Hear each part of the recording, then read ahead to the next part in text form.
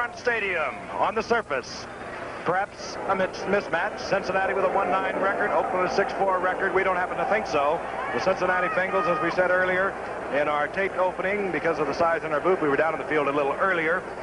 We said that the Cincinnati Bengals would have to be maybe the best 1-9 team in the business. They're very young. They had lost their quarterback for 5 games, Kenny Anderson, one of the finest in the business. He is back playing. He suffered a bruise on the throwing hand, the hand in which he suffered a broken bone in the preseason, and it is still bothering him. You're looking at the new coach who took over from Bill Johnson. This is Homer Rice, former coach and athletic director at Rice University, and he is now in charge of the Bengals, who are trying to regain a little respectability. And again, they have top-notch football players, so if Oakland happens to be looking beyond them, they could be in trouble tonight. Chris Barr will kick off for the Bengals, the Oakland Raiders having won the toss, and dropping deep for the Oakland Raiders is number 23. That's Harold Hart. Harold Hart back there with an outstanding young rookie from SMU. Number 22, Arthur Whittington. He's not big, but he's got a whole bunch of heart, and the Raiders are really high on this youngster. They have to be because they injuries, and we are underway from Cincinnati. And Barr really pops one. This taken by Whittington. He bobbles it. He'll have to bring it out. Oh, Arthur. Whittington bobbled the ball. Got in trouble. He goes out of bounds down around the 7-yard line. Hustling down there, Linville Elliott. Let's take a look at the offense. Kenny Stabler, we told you a little bit about him. Art Whittington will open at one setback, number 22. Mark Van Egan, number 30. Flag has been dropped on the kickoff as we continue to look at the offensive line. There they are. Changed dramatically over in the right side. Beeler is gone, as is John Fella for the Oakland Raiders. Give you the wide receivers in a moment. Pat Haggerty will give us the call. Flipping, number 56 on the run back. Well, on the very first play, things have been compounded for the Oakland Raiders. They get the clipping call, the ball inside their 4-yard line. Morris Bradshaw, one wide receiver, number 81. Cliff Branch, the other, number 21. The tight end, everybody's all-pro, Dave Casper, number 87. And now they bring Raymond Chester in their short yardage offense, of course, down around the 4-yard line. They're going to be very careful. Van Egan goes down in the arms of Eddie Edwards, and he just does get to the line of scrimmage. So it's going to be 2nd and 10. Let's take a look at the defense for the Cincinnati Bengals. They're young. Harry Burley, Wilson Whitley, Eddie Edwards, they're both in their 2nd year. Ross Browner will be in there tonight. He had surgery earlier in the year. We'll tell you about that. You saw the linebackers, and there is a secondary dramatically changed, as is the Oakland Raiders from last year. 2nd down and 10, the ball resting right at the 4-yard line. Frank Gifford along with Howard Cosell and Don Meredith, Riverfront Stadium, Los Angeles last night. Interesting trip. Sabler from his own end zone. Looks for Cliff Branch. Almost picked off. Covering back there, Louis Drayton. Sabler has been troubled in the past and with the interceptions. He had a lot of them deflected earlier in the year. He tried to take a look at the ISO. He tried to drop it over that linebacker's head in the zone there, Frank, that middle area, and he just not a very good pass. And Breeden almost got right there to it. Ball was dumped in there and didn't quite make it. Cliff Branch didn't get there. John Madden was concerned about a rather tentative move on the part of Cliff Branch. Left Breeden right with him. On 3rd down, Whittington, a tough little youngster from SMU, gets at least some punting room for the Oakland Raiders, but it should provide good field position for Cincinnati. Eddie Edwards over there for the stop once again. That's twice Edwards has been in the play. Frank said once again. That was the 2nd time in just 3 plays from scrimmage. He, of course, goes against the veteran Gene Upshaw tonight, so he's got a big job ahead of him. He thinks he's ready. He was the number 1 draft choice. They have another number 1 draft choice in that defensive line. We're ready for the punt. And it'll be Ray Guy kicking to number 83, Dennis Law for Cincinnati, positioned at his own 40-yard line. That's a long way, but then Ray Guy can kick it a long way, averaging over 54 yards a punt last week. 3rd in the AFC, and he kicks long and high, and he is hit a beauty. It takes Dennis Law back to his 32-yard line. Looking for the picket, and he's not going to get it. He is dropped all the way back at the 23, and that's what a great kicker can do for you. Gets you out of a lot of trouble. And that's what a rookie can do for you before we set the offense. Dennis Law running backwards rather than frontwards. Critical mistake. Kenny Anderson, we told you about his troubles with the right hand, the passing arm, the setbacks. Dave Turner, a rookie from San Diego State, Bakersfield Junior College. He's outstanding. Had a big game last week. Pete Johnson's in there, the big fullback from Ohio State. Billy Brooks, one wide receiver, number 82, Isaac Curtis, 85. You saw the offensive line. The tight end, number 84, Don Bass, another rookie from Houston. Set to go. Ball at the 23-yard line. Anderson tosses quickly to Dave Turner. And Turner runs into number 42. That's Monty Jackson coming up from the cornerback position. Now, let's take a look at that defense. It'll be a little different than you might suspect. Phil Yaw is starting a defensive right end instead of the rookie from Washington, Dave Browning. That's the front three. They, of course, play that 3-4. Those are your four linebackers. Monty Johnson is not starting tonight. Rod Martin's in there in place of him. And the secondary. Holsey is starting in place of an injured Jack Tatum suffering from a sore ankle. A loss of a couple is second down and 12 for Cincinnati. Turner again on the draw. And Turner does a little bit on his own. He gets out over the 25 to the 26.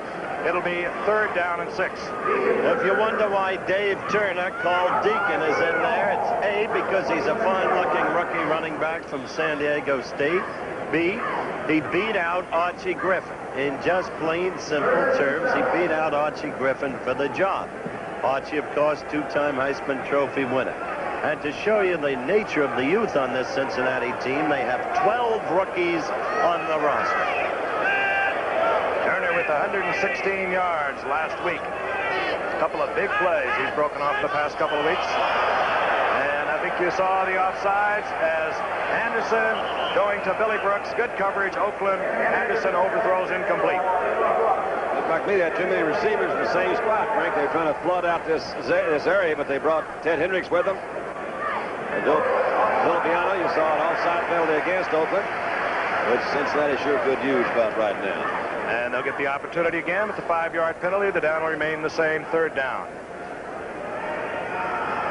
Billy Brooks, 23 receptions, 2 touchdowns. Most of those coming after Anderson's back. Here's Raiders are penalized. Number 72, defense.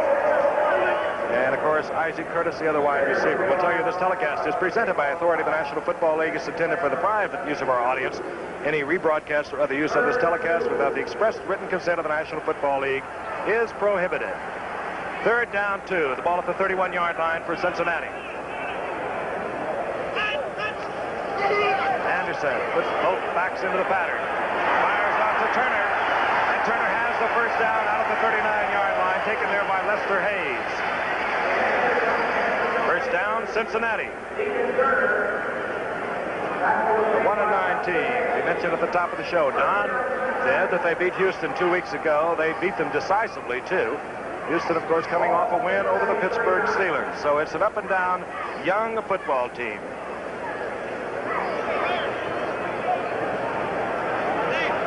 All resting right at the 39-yard line.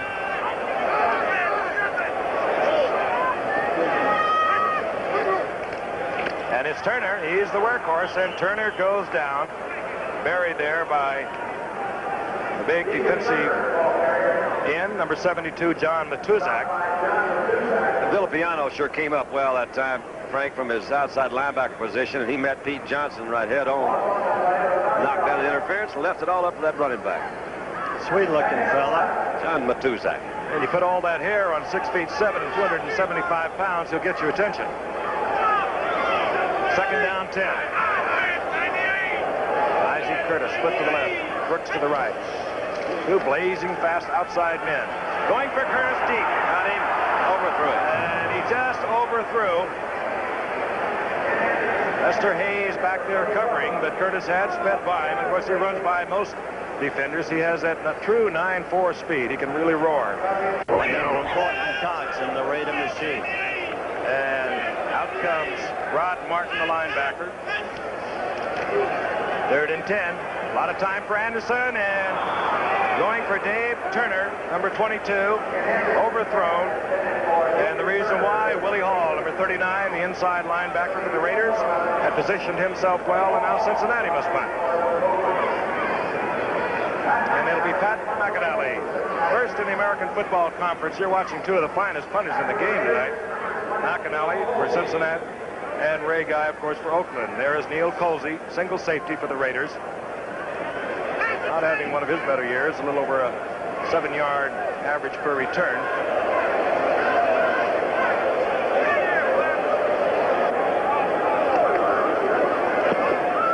McAnally, and he does not get a good kick. This will be Colsey from his 27-yard line.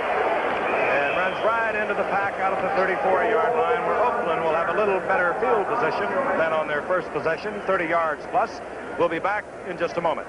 And they could be talking about the Bengals. They've had a lot of #1 draft picks, most of them coming when they sent Bill Bergey to Philadelphia. They have built almost an entire football team out of the results of that. Oakland, field possession, 34-yard line. No score if you just joined us. We're in Cincinnati. The Raiders have the football at 1st and 10. Van Egan tries the left side, gets a couple of yards out to the 37. Give him 3. It'll be 2nd down and 7. They even got the Philadelphia coach in that deal. Mike McCormick's over here now. Pretty good idea. Mike's a good man. Which may be a reason why he's over here now. Yeah, that's possible. It really is. Just looking at that defensive line we were talking about in the commercial break, you got 2 Outland Trophy winners as outstanding linemen in the country in the same defensive line. They're both really young, Browner and Whitley. That doesn't happen too often. On 2nd and 7. Stabler.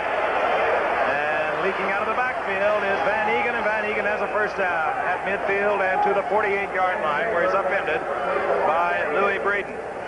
First down, Oakland. Neither one of them got close to Stabler that time, however, and he had plenty of time to throw. When he slips out, that Van Egan just slips out. We'll take a look at it again. Many times we've talked about the offensive line that Kenny throws behind, and one of the things that I think we mentioned in one of their telecasts is a lot of their pass patterns are designed to go for the quarterback to be able to hold that ball for over 4 seconds. Not many clubs can afford that luxury. First down. Whittington. Out there. A good defensive play is Gary Burley, the defensive left end. The oldest member of that front 4 of the Bengals. He's been around 3 years. Whitley a couple, Edwards a couple. We've told you about them. Ross Browner, of course, the great rookie from Notre Dame. Burley and Whitley are the key to Cincinnati's hopes for success tonight. Cincinnati desperately needs a pass rush. They missed Clyde Bacon, traded away for a number of other reasons. And Marvin and Lawrence have to keep those men out, the young ones on the Oakland offensive line. On 2nd down, 13. Whittington out of the backfield. Gets away from one tackler, number 55, LeClaire, and finally dropped by Reggie Williams. He gets 5 yards. It'll be 3rd down and 5. Well, we don't have to tell you about that man. Number 85 quickly became All-Pro out of San Diego State. Sensational wide receiver, and not accustomed to being part of a team with a 1-9 record. Accustomed instead to being up among the leaders in receptions and touchdown catches, and to be fighting for the playoffs. Another great receiver has come onto the field, as he has been doing this season, and this is 14th season. Fred Biletnikoff, number 25, bottom of your screen. The tight end remains in, Dave Casper, so it's Cliff Branch, Biletnikoff, and Morris Bradshaw. Stabler goes with the pass, and he gets the blitz. It's number 53. That's Bo Harris, who just played his first game a couple of weeks ago against Houston, coming off preseason knee surgery, and he's another one they've missed, Howard. That's right. He is one of the key reasons for the slow start of the Bengals. Slow start. It's been worse than that. As you look at this in replay, and you see Bo blitzing in, getting Stabler from the blind side. Bo Harris, I think, is their most efficient linebacker. You saw a safety blitz. That was Scott Perry that came up. What they really did, they just occupied all the blockers he had, and Bo Harris was able to come around the outside. He does have the good speed. There's Dennis Law. Ray Guy kicked the ball 59 yards on his last attempt from the end zone. Dennis Law, single safety. Guy kicks one low. Law takes it at the 12. And a good hustling special team unit of the Oakland Raiders. Drops Law back around the 17-yard line, heading the 15-yard line, heading the rush downfield, Huddleston. We'll be back in Cincinnati in a moment. Hello, Myron Mason. 5-for-1 swap. First and 10. Cincinnati, we have no score. They begin at their 17-yard line. It's Turner.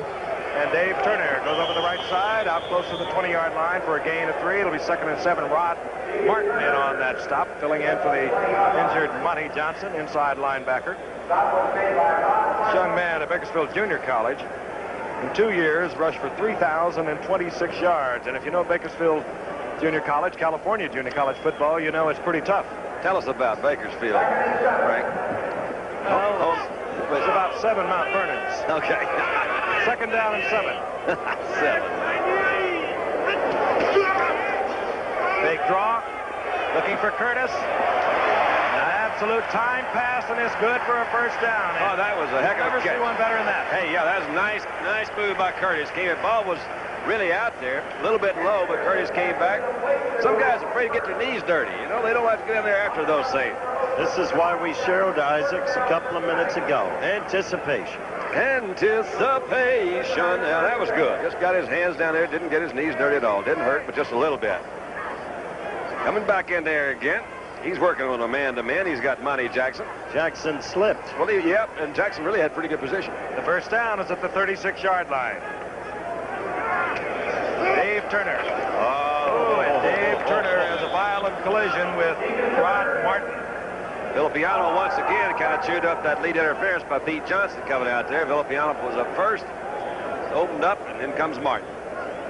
There he is in his 2nd year out of SC, a 12th round draft pick a year ago. They released him, as a matter of fact, a year ago. Went over to the 49ers, they released him, and Oakland brought him back, and he has really begun to develop. He likes the Bay Area. The 2 old bros. Stabler, Biletnikoff. 2nd and 10. The ball at the 36-yard line. Draw play goes to Pete Johnson, and he bounces off one big defender, Philyaw, and surges ahead to about the 37-yard line. A gain of, I'll give him 2. Transition period in that offensive line.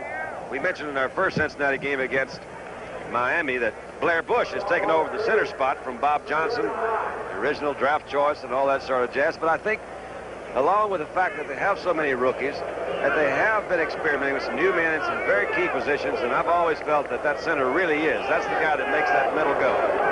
Mike McCoy is in the middle of that defense. He wears number 76 for Oakland on 3rd down and 8. Anderson. Going for Billy Brooks. And a good defensive play, Lester Hayes. Yes, it was. That was so close. And Neil Colsey. They were right with Brooks. Anderson must have heard your opening, Don. He is letting it fly tonight. They really haven't been able to move much, Frank. We've seen them try a few times trying to go into the line. They just haven't been able to do it. Whether it's the offensive line incapacity to move people out, backs have changed a little bit. There's a lot of things that are going on in that offense, but if that doesn't do it, man, and you're 1 and 9, this is a great time to loosen up your arm. Get it going. 4th down, Pat McAnally will punt. Neil Colsey deep, standing at his 25-yard line for Oakland.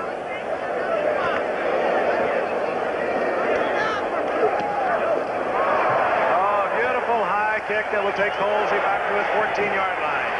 Takes a chance there and steps out right at the 16-yard line. Perry Scott was down there for Cincinnati to make sure. 49-yard punt. We'll be back in just a moment. Well, there's been an interesting battle between the punchers. First, Guy kicked Oakland into decent field position. Cincinnati poor position. Now McAnally has responded. Whoops. Whittington slips and gets back to the line of scrimmage. He tried to make a quick cut, and down he went. Otis Sistrunk. What would a game with Oakland be without a shot of his head? Unusual is what it would be. Regards to you, Alex Garris, University of Mars. You and Otis both. And you had a look at the back of John Madden's head. 2nd and 10. Oakland Raiders, 16-yard line. Whittington again gets the call. No place to go out last time he pecked along the line of scrimmage, but Bengals were all there. And he'll get about a yard. It'll be 3rd down and 9. And of course, Whittington coming off a big game last week of 134 yards. He's not big, 5'11", 180-pounder. But he is a one-tough cookie. They'll all tell you that in the Oakland organization. They're stopping them pretty well in that run. That's mainly that front four Sure up there. They're not getting a particularly good pass rush out of that front four. They've got it when they blitz. So they're running left behind Shell and Upshaw. Cincinnati is prepared for it. The 2 kids are on the right side of the line. 3rd down 9. Whittington picks it up on the first bounce and runs into trouble. It's Ross Browner in there along with Reggie Williams, and Oakland will have to punt. Tried to run right that time. Yeah. Well, there's DePasso, and we've said so many times you hate to see that, the right knee. The preliminary report is a sprained knee. You saw him getting the ice treatment to reduce the swelling. Here's Ray Guy on his 3rd punt. The first one 59 yards, the second 42. Deep Dennis Law, and respecting Ray Guy, he's all the way back inside his own 30-yard line, and while Guy's standing inside of his 5. And you see why. Hangs it high and it's long. Fair catch called for at the 30-yard line. He's getting smarter. Good field position. They'll begin at the 30-yard line. We have 2:21 remaining in the first quarter. We have no score. We'll be right back. Cincinnati has a 1st and 10 in the ball at their own 30-yard line. A game that, of course, is not taking Cincinnati anywhere, but they like to regain a little respectability. They were an 8-6 team last year, close to the playoffs, in contention to the final game. Oakland, of course, battling Denver in the Western Division of the AFC. On the 1st down, the flag is dropped and the whistle blown as Turner turns the corner, but the action stopped. Well, we'll have to see what the call is. There it is. Against the Bengals. You have stated, Don, that you think Anderson should throw that ball and throw that ball. But with what's happened to Oakland this year, I think the statistics are revealing. They have been vulnerable to the rush. They have allowed 39.7 rushes against them per game. They rank 24th in the league in that regard. Illegal formation. Offense. So this is a team, obviously, you can run on. I don't know if Bengals have running capacity, but you can run on this team. 1st down 15. Illegal procedure call going against the Bengals. Quick look at Homer Rice on the phone to his assistants upstairs. Ball now back at the 25-yard line. Turner bounces to the right and coughs up the football and picking it up. He'll be in the end zone. And an easy, quick 6 for the Oakland Raiders. Turner held it hard. Otis Sistrom in on the stop. The ball came out with 6 points. It really did look strange then. Big stack of bodies out there, and all of a sudden the ball just comes out there to Colsey. Look at it again. You saw Homer Rice, a quick glance, probably wishing Bill Johnson had stayed in the job. Yep. Oh, there it goes. Perfect bounce. Colsey, the former Ohio State All-American, back in his home state, puts the Raiders on the scoreboard. 32-yard return of the Turner fumble. Earl Mann on for the conversion. Dave Hum, number 11, is the holder for Mann. And the Raiders are out in front, and a flag is down. And a call, I believe, is going to go against Oakland. Pete Banaszak gesturing to the official, I did nothing wrong. I thought I saw a holding shot. It's going to be a holding walk-off. So, Earl Mann will have to give it another shot. Here's the call. Holding, number 40, offense. Pete Banaszak holding. The conversion attempt now. A little more 29 yards. A little more interesting.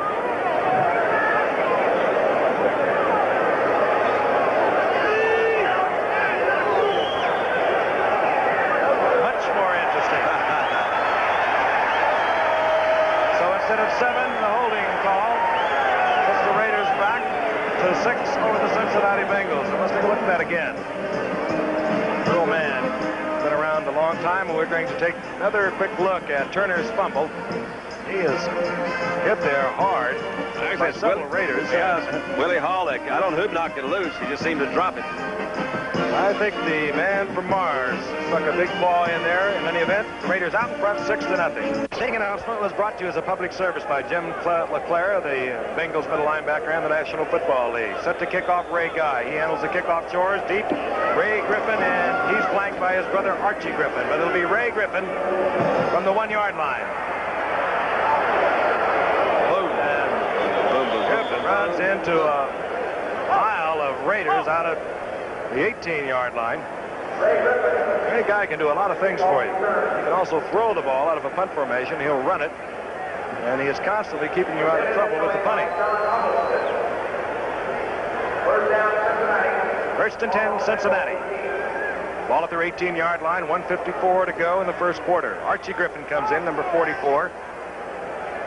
Following Turner's fumble. He's in there with Pete Johnson. So a pair of Ohio State greats. Pete Johnson, the all-time leading scorer at Ohio State, and the all-time leading scorer in the Big Ten. He wears 46. Griffin wears 45. Brooks is in motion. Anderson wants the air. Fires to the tight end is the rookie from Houston, Don Bass. And Bass gets out to the 24-yard line. A gain of 5. It'll be second and 5. Hit there by Rod Martin. And of course, Bass had a great career down the Southwest Conference and has earned the starting role in this his rookie season. 1 second and 5. The ball at the 24. Anderson again looking for Curtis. A timing pass. Curtis tries to one-hand it. He cannot do so.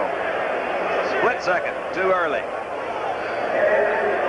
Little wide. I think it's interesting he's going with Curtis against Monty Jackson. Monty Jackson, of course, acquired from the Rams, considered to be a lot of people, one of the best man-on-man defenders in the league. One of the 2 or 3 best. There are Jackson, Louis Wright of Denver, and Lamar Parrish, sidelined with an injury. Now with Washington, the man Cincinnati gave up. I think it's easier for a right-handed passer to throw that sideline to his left. Most quarterbacks kind of fall into habits. That might be one of his. Toomey is in, number 67. The Oakland Raiders on 3rd down 5. Anderson again. Fires over the middle, and this time not indicated. It was incomplete, so apparently they said he had possession, and it is a fumble, and is recovered by Oakland. Colsey he tried to one-hand it. If he had picked it up with 2 hands, he might have had him another one. Well, we were right about Bass being the open man. That's right. Watch this again. Back across the middle. Well thrown. He's got it. Oh, sure he had it. Stripped right there real well by Mike Davis, and Mike gets up. Colsey tried to one-hand it, missed it. Davis falls on it. Let's just everybody take a look. Blap. Hit that ball. Oakland, 1st and 10 again. Good field position, 34-yard line. Van Egan over the left side, finding an opening over Art Shell, and Van Egan rambles down to about the 27-yard line. We're approaching the end of the first quarter. We've got less than 50 seconds left, and so far Cincinnati is playing listlessly and almost indifferently, even as they did when we had them against Miami in a 21-0 rout by the Dolphins. Gain of 7 by Van Egan. Oakland out in front on Neil Colsey's first professional touchdown.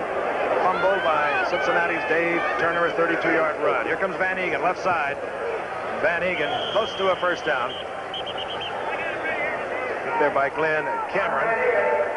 Stop by Glenn Cameron. Yes, Kenny. What a frustrating year for this man. He's terrible. Right up there in the top all time for percentage of completions. Holds an NFL record of consecutive completions and highest percentage once he completed 20 out of 22. That's the end of the first quarter. It's Oakland over the Cincinnati Bengals. They lead by 6-0. We'll be back with second quarter action right after this. What would be your second move? That's unfair. Okay, Oakland has a 1st and 10. The ball at the 23-yard line of the Cincinnati Bengals. They lead 6-0, does Oakland.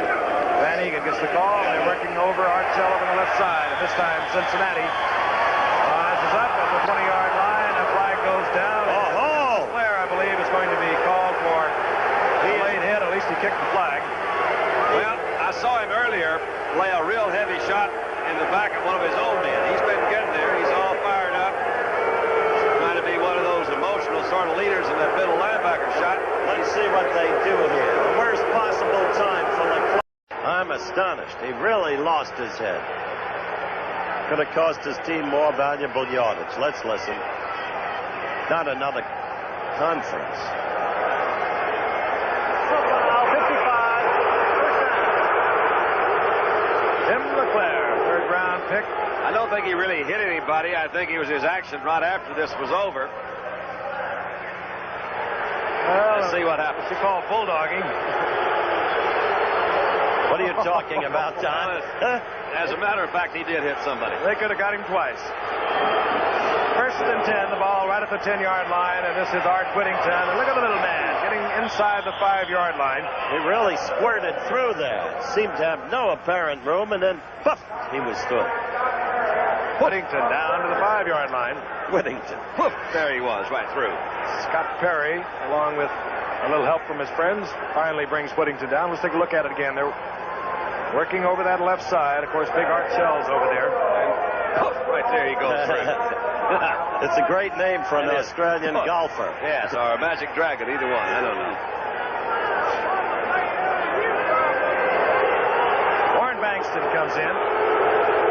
3 tight ends. Whittington, Van Egan, the setbacks. Play action. Oh, yeah, there he is. He had 2 men. Oh, yeah, there he is. He had Raymond Chester. That's his second touchdown since returning for the Oakland Raiders from Baltimore. He could have taken Dave Casper. He was open on the other side. He could have hit Whittington over there, too.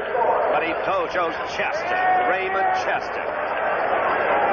So Oakland, in just the space of a few minutes, is taking a 12-0 lead. Little play action fake. Good time to throw. You can see everybody running into one another back there. They said, wait a minute, that's my man. And that's really what happened. They had a little confusion in that line. Bo Harris says, wait a minute, my guy went across the field. I can't get over there. Our old man, this time there are no flags. And Oakland has a 13-0 lead with 14:02 remaining in the first half. Ray Guy hits it. Waiting for it is Ray Griffin. He takes it at the 3-yard line.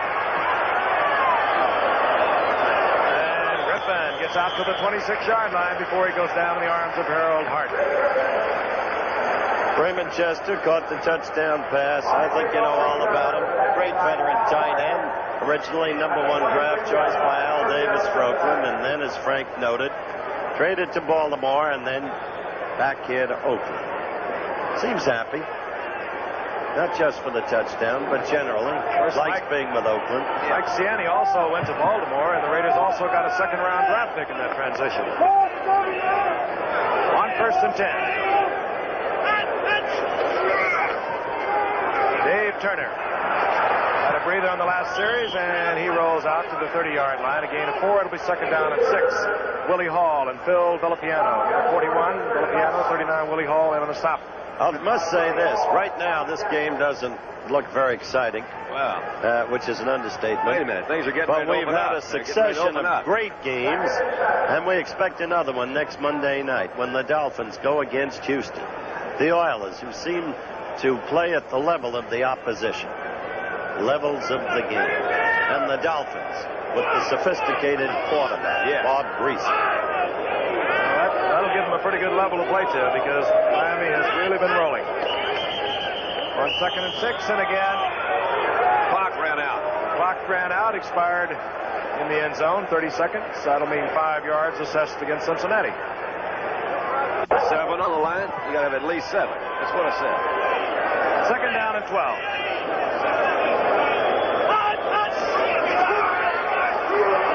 Anderson looking for Brooks. There it is. Open. First down, midfield. Brooks at the 49-yard line against Lester Hayes, and he was really open. Now maybe they can get unwound. That's what they needed, to get back into field position. Well, he had Matusak. Here we go, take another look at it. You see Matusak and you see Sistrunk come back in there. They're a little bit late. They got pretty good protection that time, but he's wide open. He really did turn him around. This Brooks has got the speed. He's also got that Yeah, well, I was going to say Lynn Swan kind of moves, but anyway, how about Paul Warfield? Those kind of moves where he kind of floats in and cuts back out. Fluid. He turned in a remarkable receiver, considering he did not catch that many passes at Oklahoma. As we watch Pete Johnson bowl his way up the middle, close to the 45, a gain of 4. It'll be 2nd and 6. Now I'd like to see young Turner break one, get Cincinnati going, so we can have the kind of competitive game we look for. Pete Johnson, this last year, came into tonight with 336 yards. Scored 58 touchdowns at Ohio State for Mr. Hayes. 12:23, and the clock is moving. Remaining in the first half, the Raiders leading 13-0. Dave Turner, inside handoff, tries to take it to the outside, and a whole lot of John Matuszak was all over him, along with Rod Martin. Well, at least Kenny's listening. He gave it to Turner. Yeah, he just didn't break one. You know, I'm really amazed by your the stat that you mentioned a while ago about Oakland being 24th against the run, because in terms of number of rushes they've allowed, which means they're not defensing the run well. Last year they led the league. Fewer rushes against them than anybody, which I think's revealing now. Yeah, I think it is too. Actually, they're 9th in their conference against the rush, and that for Oakland is unusual. 3rd down, long 6.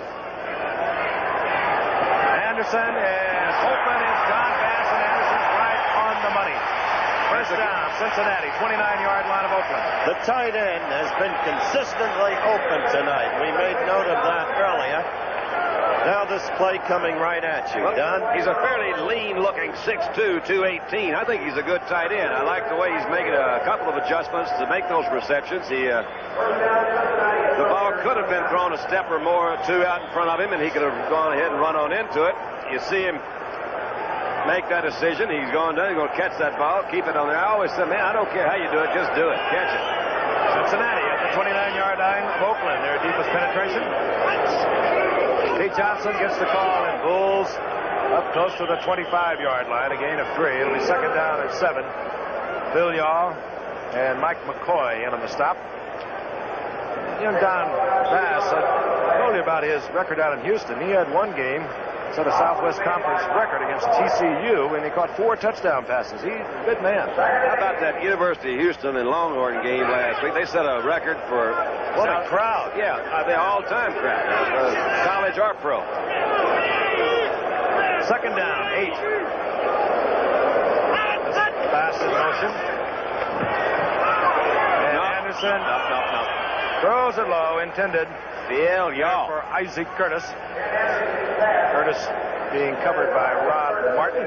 He was covered, but he was also free to receive that pass right in the gut. And had it been well thrown, there would have been another first down. I think we can call that incompletion. We can attribute a great deal of it to Charles Phil Yaw.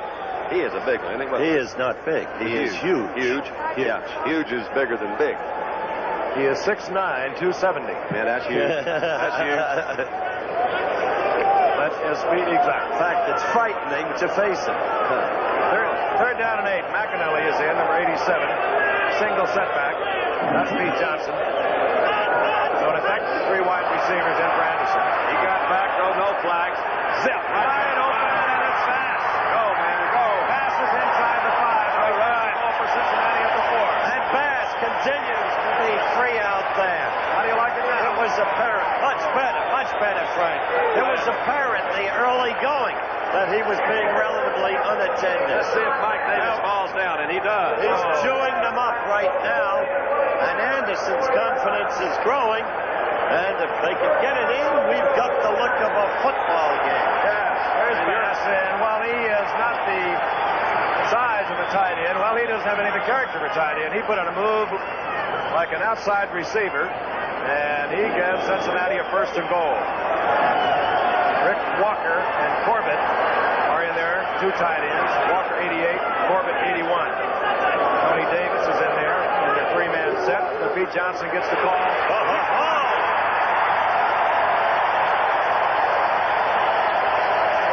Cincinnati on the scoreboard. 10:08 remaining in the first half.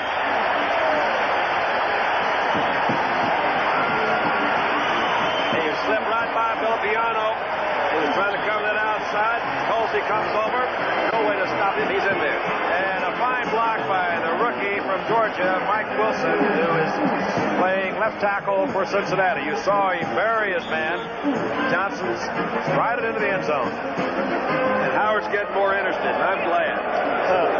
He's about ready to leave for a minute. Yeah, I know. I like him around up there. I don't want you to go. It's going to get better. Chris Barr, conversion, Cincinnati. Now it's 13-7. One more look. No way Colsey is going to hold on to that man or take him backwards. So the game is tightened. We'll be returning in a moment. Riverfront Stadium, and the crowd is quiet at Cincinnati with a fine drive. Barr hits it, will be taken by Whittington at the 2-yard line. This is Harold Hart, brother. All right, and Hart gets out to the 24-yard line. Don Bass is down there. Don Bass doing everything but take tickets tonight. That's right. You know, Frank, I've heard a lot, particularly this year, how important management is to the success of a team. I just wonder if anybody notices how much Cincinnati has improved since Howard became their general manager. That was just... Now, where is that sign? First thing I did was rehire Paul Brown. Yeah. I told the quarterback to throw to Bass, and that's it. You sometimes amaze even me. First and 10 Oakland, their own 24-yard line.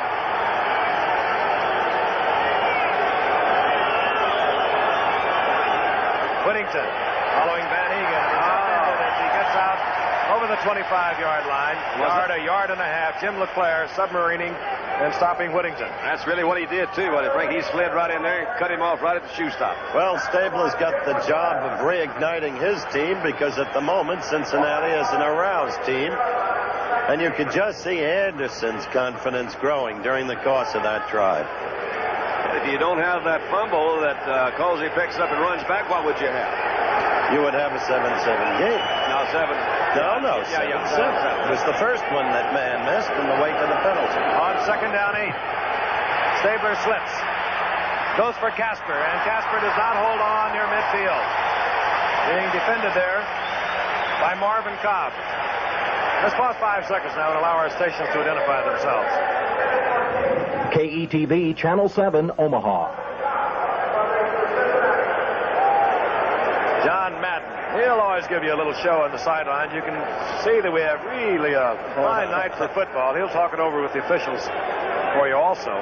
He wanted a call of interference there, but Cobb hit Casper beautifully as the ball was coming into Casper's hands. Rattle the Snake. Snake Stabler, of course. That's the nickname. And if you just joined us, Oakland jumped out to a 13-0 lead. Stabler got himself a 5-yard touchdown pass. He's back. He slipped once again. Fires the Cliff Branch, and it bobbled, does not hold on. Well, they're not getting close to Stabler back there, though. He's got plenty of time to throw. So that means that defensive secondary must be doing a pretty good job. However, he did have a man open. Yes, Frank? Well, Frank and I were talking to Madden before the game about why Branch wasn't catching more, and he said, simple enough, we've had to go to the tight ends. They've been doubling him game in and game out. Here's Ray Guy. Not a bad night. Just about average for this man. Here's Dennis Law back at his 25-yard line while Guy is setting up at his 10.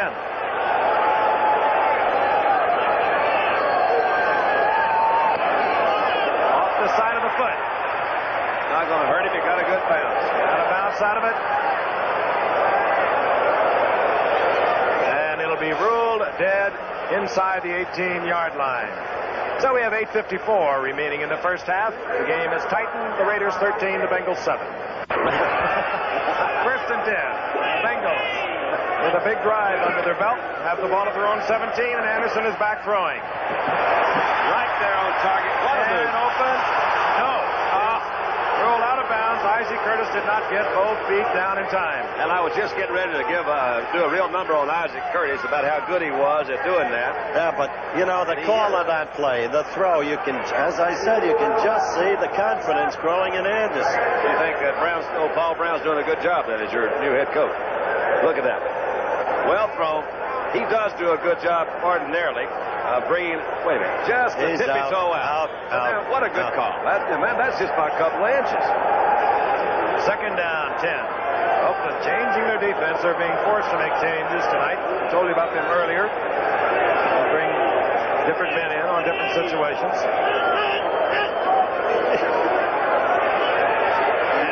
Right there. Pass has a first down for Cincinnati. Yes, sir. Out at the 30. Yes, sir. Out at the 37-yard line, working against Charles Phillips. Well, they're going to have to adjust their defenses. That much is clear, because that kid's been open all through the first half. The Tuzak, look at here, number 72 coming right in there, blew it.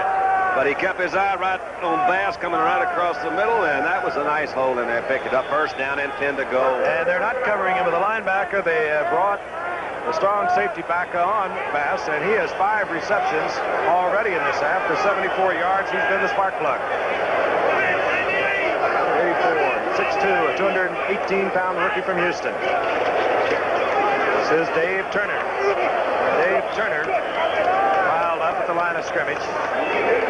Charles Phillips up there to help out from his safety spot. So it'll be second down and 10. 7 minutes, 50 seconds left in the second quarter, and suddenly the Bengals are not only in the game, but they're dominating. Trying to hold your interest so you'll stay with us for the second half. Yeah. Keep throwing the Bass. I'll stay all night. All right. Curtis goes left. Billy Brooks is to the right. Bass adjusts over to the right. There he is, number 84. Anderson with some play action, and he has a man open. It was Dave Turner, but he just overthrew. Really hard pass to throw. Why? Well, because you have to, number one, that time you got Hendricks, who's 6'5". You've got to drop it over him, and it's not something you really sit back there and use the muscle or the strength you have in your arm. It's a touch pass, you know, it just has to drop it. And about 35 yards down the field. There, by the way, is the Stork, who earlier had been trying to cover Bass, and that's when I commented that Bass was nowhere near Hendricks, or vice versa. Ed Hendricks, 6'7". Matuzak, 6'7". Phil Yaw, 6'9". A lot of tall folks with the Raiders. Anderson looks them over on 3rd and 10. Tony Davis, single setback, number 25. Looking. And he has an open field.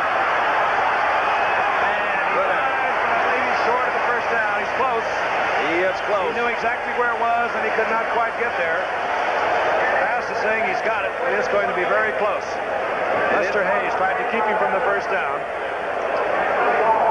If I'm 1 at 9, if I'm 1-9, right? 1-1, lost 9, playing on Monday Night Football, 4th down, and I don't care, less than a yard. Oh, I got to go for it. If I don't agree with you. Well, of course, I'm not 1 and 9. I'm not so sure. No, I'm 14 out of 20. Inches. I would go for it. I agree with you. Yeah, it's sure not going to show up real bad on your record one way or another. And that's exactly what Homer Rice decides, and he sends some McAnally in. Nope, I thought he was bringing a play in, but he's not. Coming in to do the punting. Oh, Homer, Howard will replace you. Well, they don't always punt when they set up in a punt formation anymore. Yeah, that's a good thought. Neil Colsey dropping deep. Of course, They're Oakland will be alerted to the punt. Running possibilities.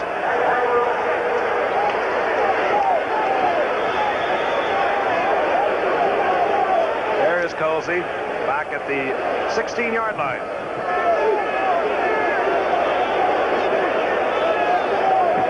A lot of jockeying around at the line of scrimmage. Oakland is not anticipating a punt.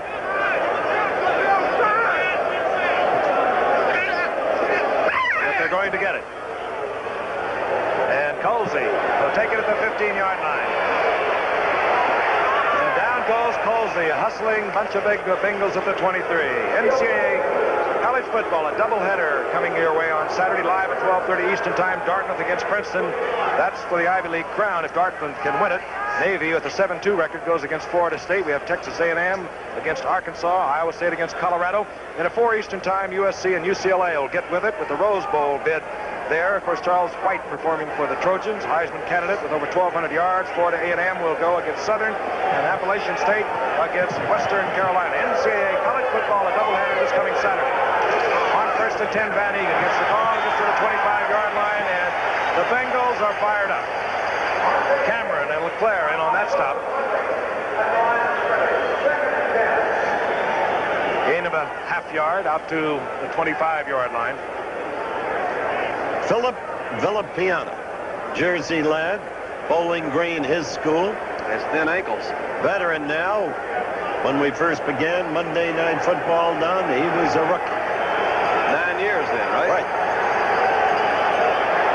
Whittington and Van Egan the setbacks.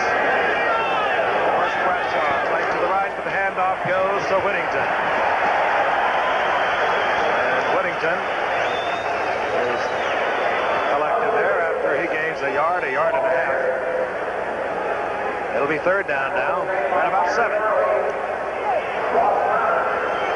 Not a bad pickup in the 7th round. Probably because of his size, he didn't go higher because he's the third leading rusher in the history of SMU behind a pair of great names, Doak Walker and Kyle Rote. Rather memorable. The Raiders do miss Davis and Robisky. No question about it. Both out with injuries. Biletnikoff is in.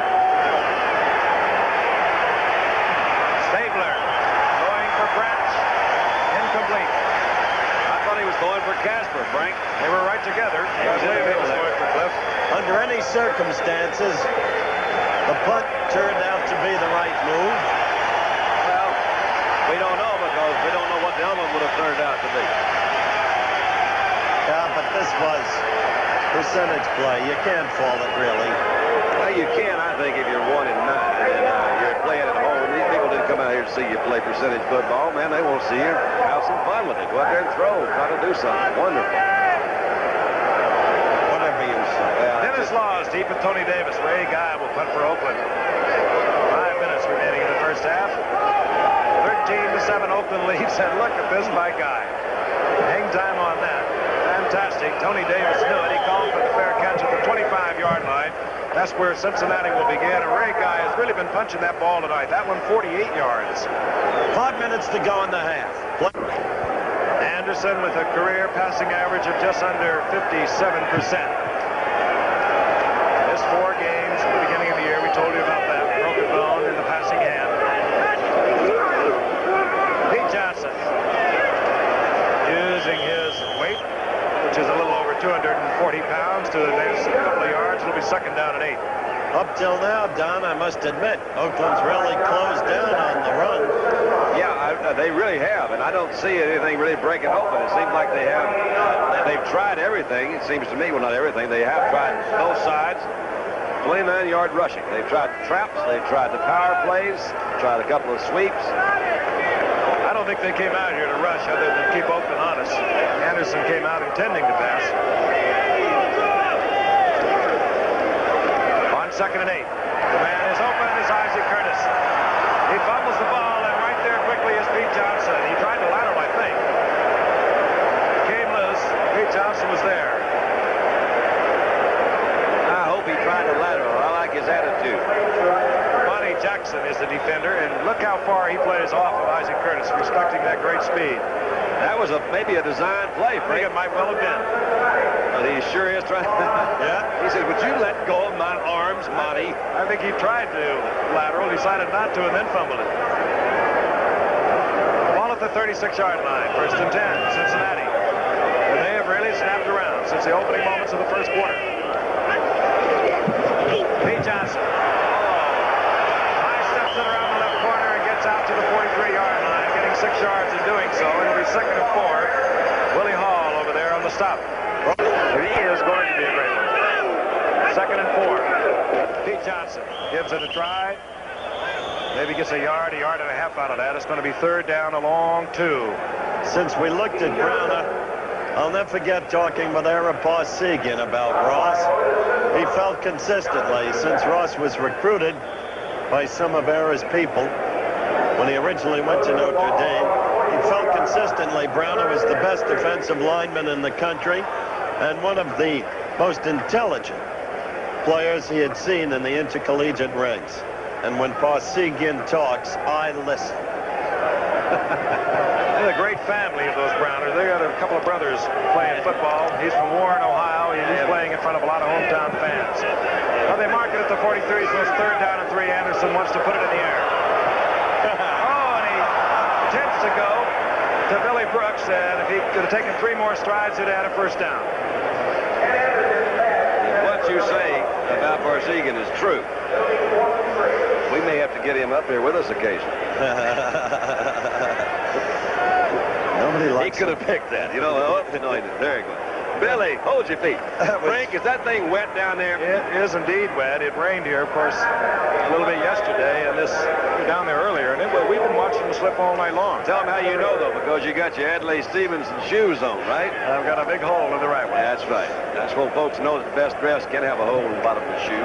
Pat McAnally, Neil Colsey awaits the punt of Cincinnati at the 20.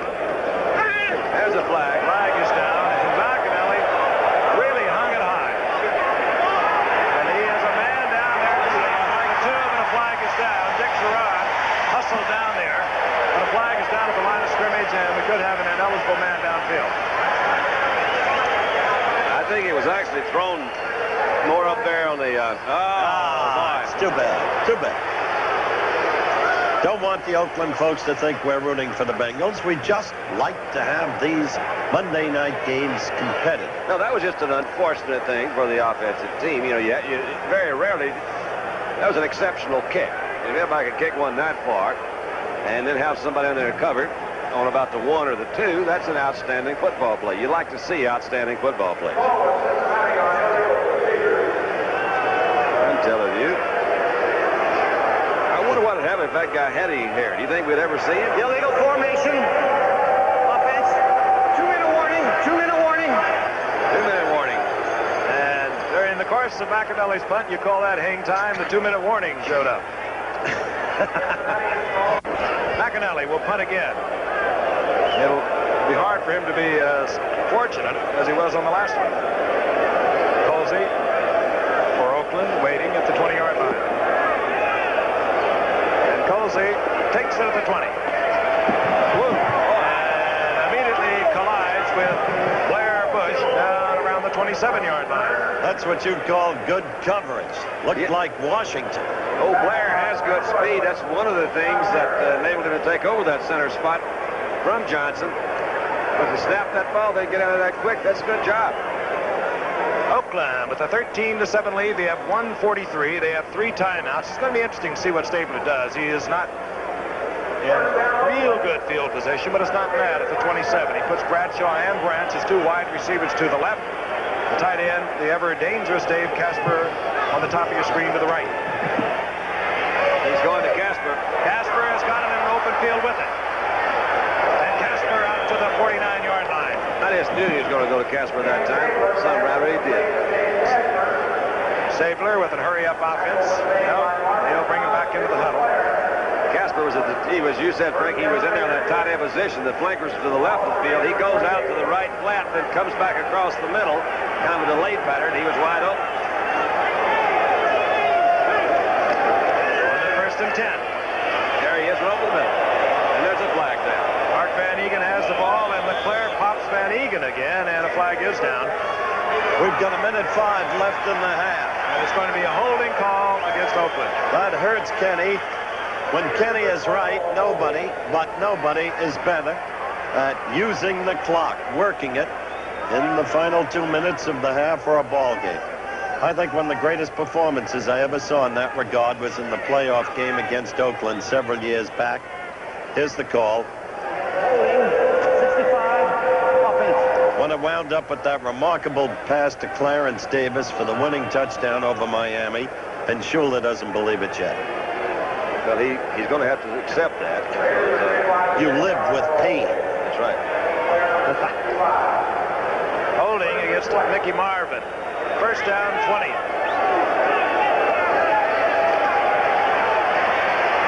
Stabler sidearms it, and it goes out to Whittington. And Whittington gets back close to the original line of scrimmage, out to the 47. Lynn Cameron covering there. Stabler yelling, John, John. He wants probably a personnel change. Now he calls timeout. 47 seconds left. And he'll have 2 timeouts remaining. Sorry, I'm just reporting the facts. Just telling it like it is. All right, 47 seconds remaining in the half. 13-7. The Raiders over the Bengals. Way to go, Frank. Second down, 12. Zip. And it's Casper.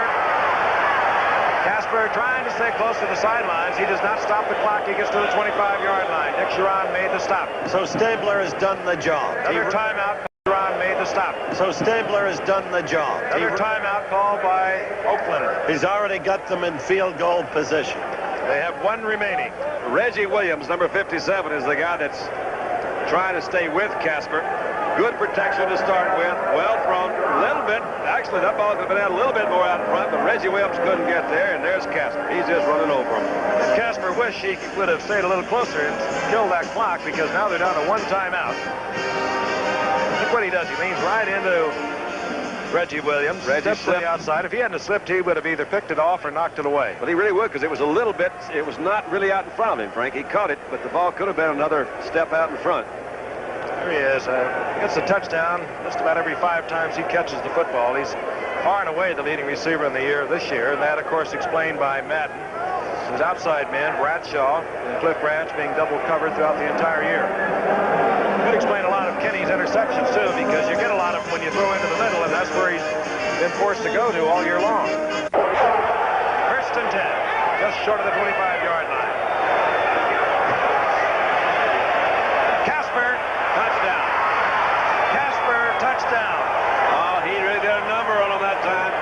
He had Bo Harris stand there looking at himself along with Ken Riley. Well, that's the Kenny Stabler of the past few years. At his very best. In next to nothing, he drove them downfield for the touchdown. With 31 seconds still left on the clock. Look at it here. He did it in less than 2 minutes. The move, I think, that got him was a really kind of defensive to go back to the outside, trying to kill the clock. He decided to go for it all on that one bomb, and Casper looked to the outside, made a move there, and straightened it up down the middle. Earl Mann for the conversion. Changes the whole look of the game. Yep, by 7 points. Let's take one final look at it. All right, you see he comes out. No, he didn't even go to the outside. They just were playing him out there. You see that Marvin Cobb couldn't get over. He had Ken Riley on the inside. He just split him. And the Raiders have a 20-7 lead. Miami's tied with New England for first in the Eastern Division of the AFC. Solid football team, the great quarterback, the great receivers. Skip, great guy. Busts it. It'll be Archie Griffin. Slip. Griffin tried to move to his outside. Down he went at the 22-yard line. He was right where second base is here. That's right. It's the way Petey Rose slides in. Charlie Hustle.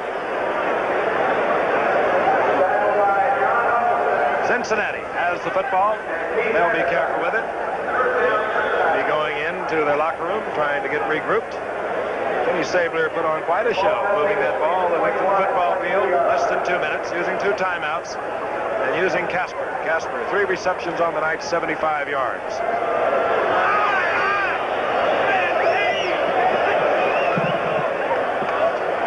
Anderson wants it.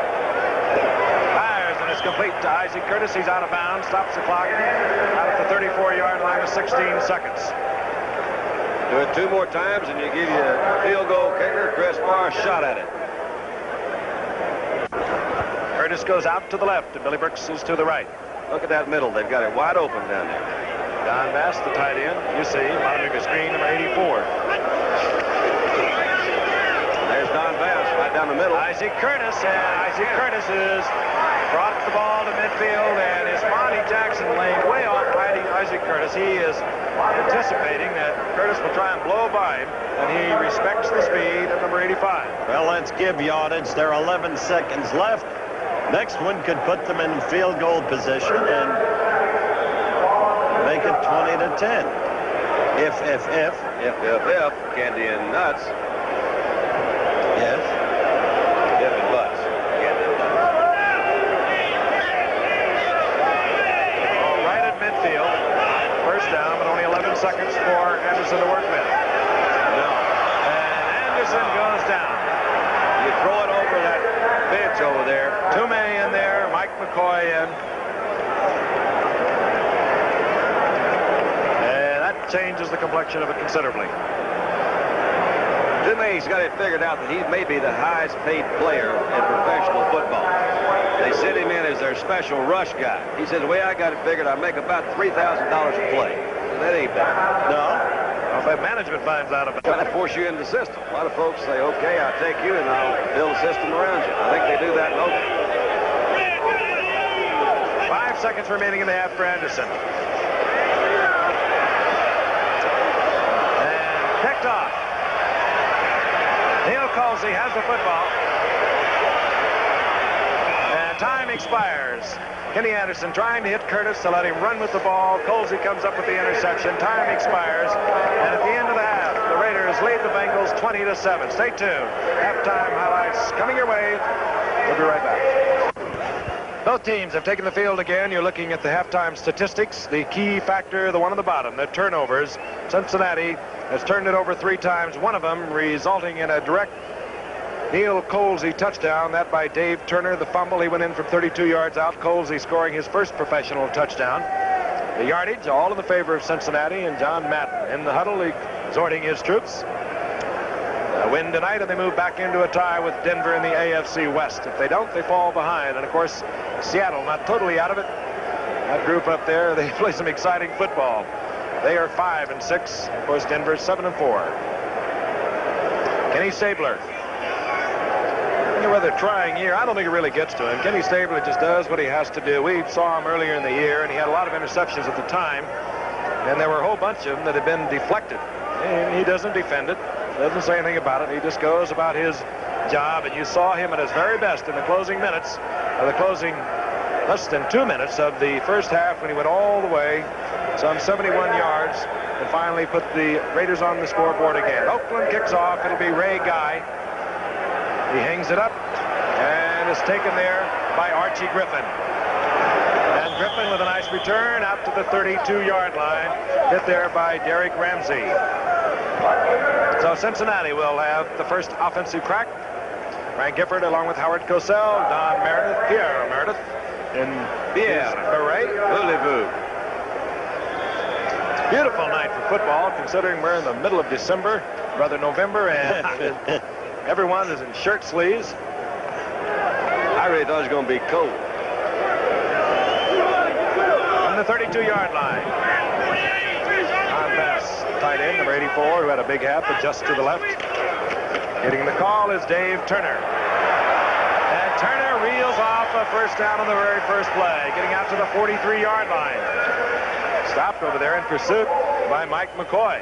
And he just, quite frankly, has earned himself a starting spot ahead of Archie Griffin, the 2-time Heisman Award winner from Ohio State.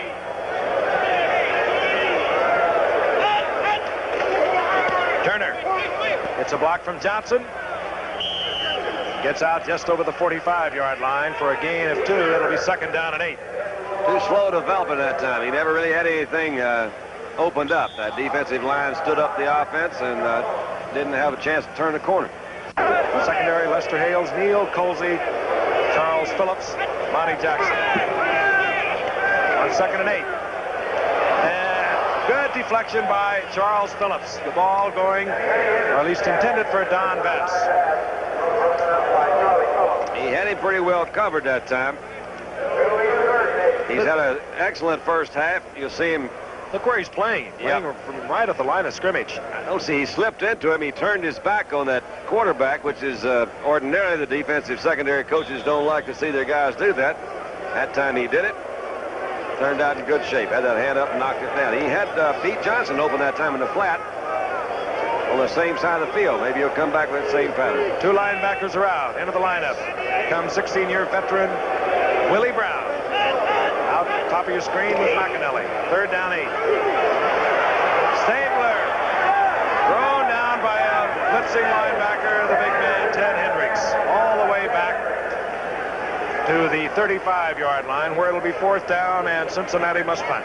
Colsey has stationed himself back at the 23-yard line for the punt of Pat McAnally, who came into tonight leading the AFC in punting, a 43-yard average and a little over 34-yard net.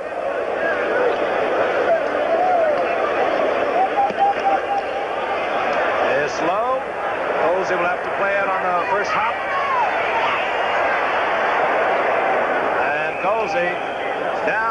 the 29-yard line. Hustling down there, the tight end, Jim Corbett. We'll be returning to Riverfront Stadium right after this. Kenny Stabler, there are his stats, the 9-year veteran. Throwing in a little over 57% with 9 touchdowns this year, but everybody has been talking about the 23 interceptions. Everybody, that is, but Ken Stabler. On 1st and 10. Stabler for Branch. Ken Riley comes up with the ball, well out of bounds. John Madden agrees. I love that John Madden. He's really in a ball game. It's as if he's out there in uniform. Look at it in isolation now. Driving Riley back. And Stabler just a little late on the release. Now watch Riley. He'll come down with 1 foot in. There's the foot in, and so it's a completely proper call. But I love John Madden coming over. He works the game. It's 2nd down, 10. Just underway in the second half. With the interception, time expires, and at the end of the half, the Raiders lead the Bengals 20-7. Stay tuned. Halftime highlights coming your way. We'll be right back. Both teams have taken the field again. You're looking at the halftime statistics. The key factor, the one on the bottom, the turnovers. Cincinnati has turned it over 3 times, one of them resulting in a direct Neil Colsey touchdown. That by Dave Turner. The fumble, he went in from 32 yards out. Colsey scoring his first professional touchdown. The yardage, all in the favor of Cincinnati, and John Madden in the huddle, exhorting his troops. A win tonight, and they move back into a tie with Denver in the AFC West. If they don't, they fall behind. And, of course, Seattle not totally out of it. That group up there, they play some exciting football. They are 5-6. Of course, Denver's 7-4. Kenny Stabler.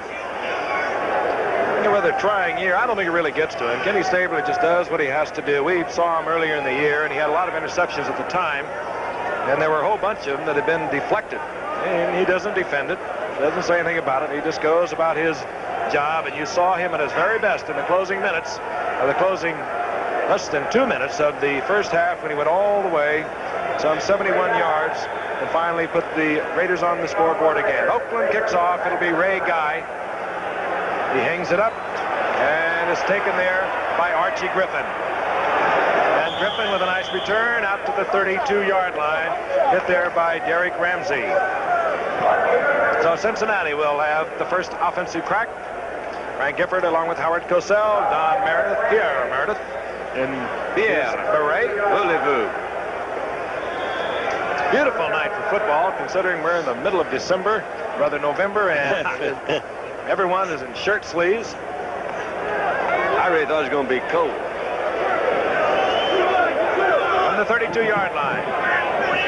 Don Bass, tight end, number 84, who had a big half, but just to the left. Getting the call is Dave Turner. And Turner reels off a first down on the very first play, getting out to the 43-yard line. Stopped over there in pursuit by Mike McCoy. And he just, quite frankly, has earned himself a starting spot ahead of Archie Griffin, the 2-time Heisman Award winner from Ohio State.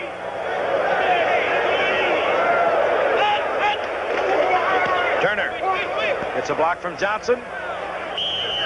Gets out just over the 45-yard line for a gain of 2. It'll be 2nd down and 8. Too slow developing that time. He never really had anything opened up. That defensive line stood up the offense and didn't have a chance to turn the corner. Secondary, Lester Hales, Neil Colsey, Charles Phillips, Monty Jackson. On 2nd and 8. And good deflection by Charles Phillips. The ball going, or at least intended, for Don Bass. He had him pretty well covered that time. He's had an excellent first half. You'll see him. Look where he's playing. Playing from right at the line of scrimmage. I don't see he slipped into him. He turned his back on that quarterback, which is ordinarily the defensive secondary coaches don't like to see their guys do that. That time he did it. Turned out in good shape. Had that hand up and knocked it down. He had Pete Johnson open that time in the flat on the same side of the field. Maybe he'll come back with that same pattern. 2 linebackers are out. Into the lineup comes 16-year veteran Willie Brown. Out top of your screen with McAnally. 3rd down 8. Stabler thrown down by a blitzing linebacker, the big man Ted Hendricks. All the way back to the 35-yard line, where it'll be 4th down, and Cincinnati must punt. Colsey has stationed himself back at the 23-yard line for the punt of Pat McAnally, who came into tonight leading the AFC in punting, 43-yard average and a little over 34-yard net.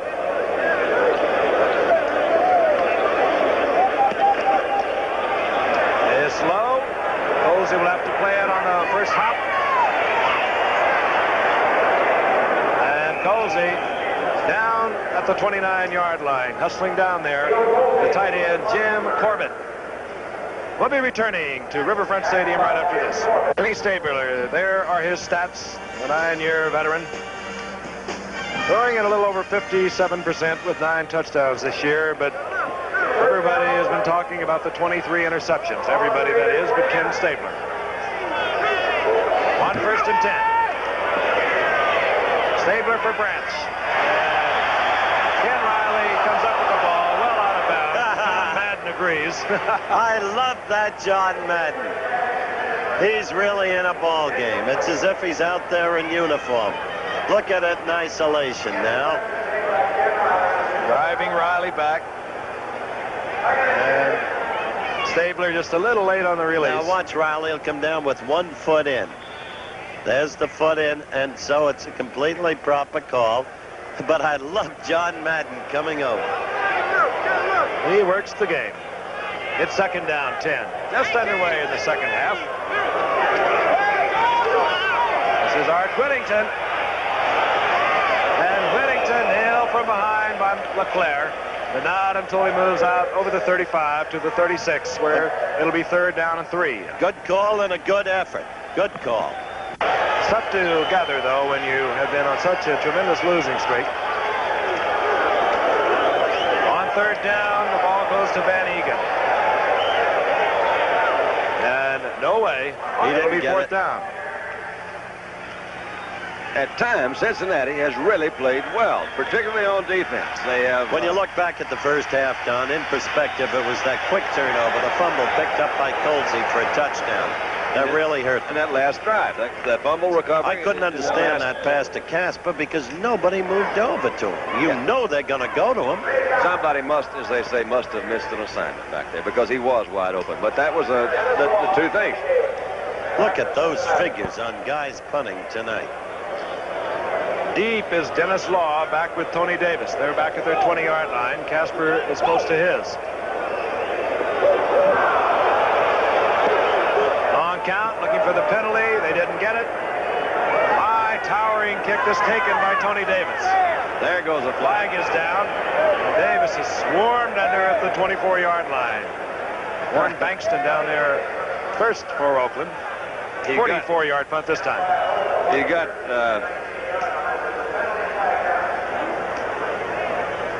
we're going to have a clip. It's going to go against Cincinnati. So they're really pinned in.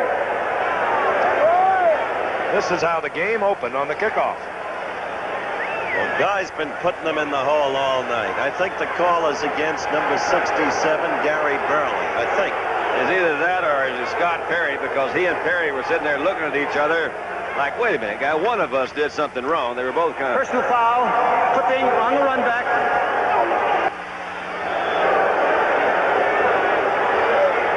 Jimmy LeClaire, the man who labored in the shadow of Bill Berkey and who emerged when they traded Berkey. Emotional, as Frank said. We'll be back.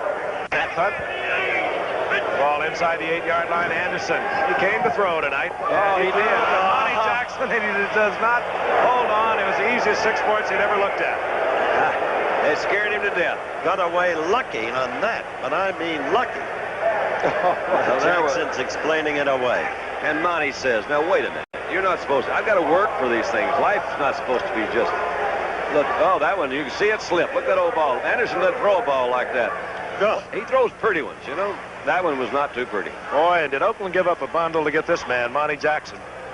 All-pro, last 2 years with the Rams. First round next year, 3rd round year after that, 2nd round the year after that.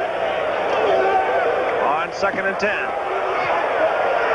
And Dave Turner gets out close to the 10-yard line for a gain of 2.5, 3 yards. It'll be 3rd down, 7.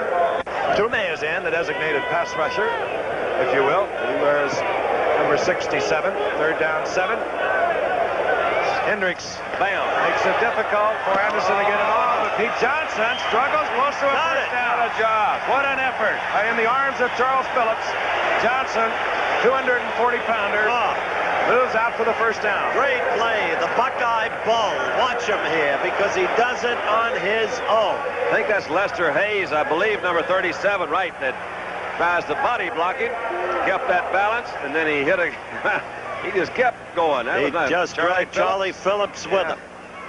He says, heck, it's nothing to it, but to do it, zaba zaba. Ball at the 18-yard line. We're in the 3rd quarter. Oakland has the lead, 20-7.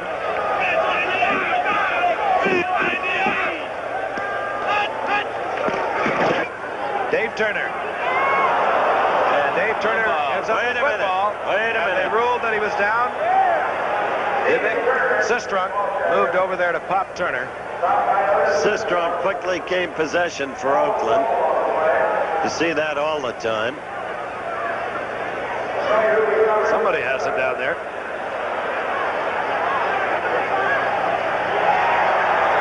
Oakland ball.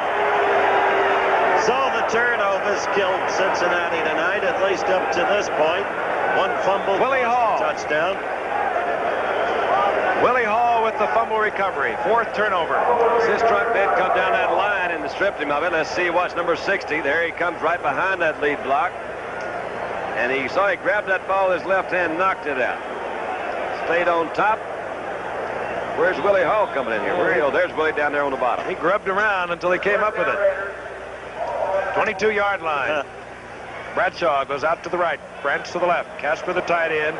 He's the man that Cincinnati could not contain when they drove the length of the field near the end of the 2nd quarter.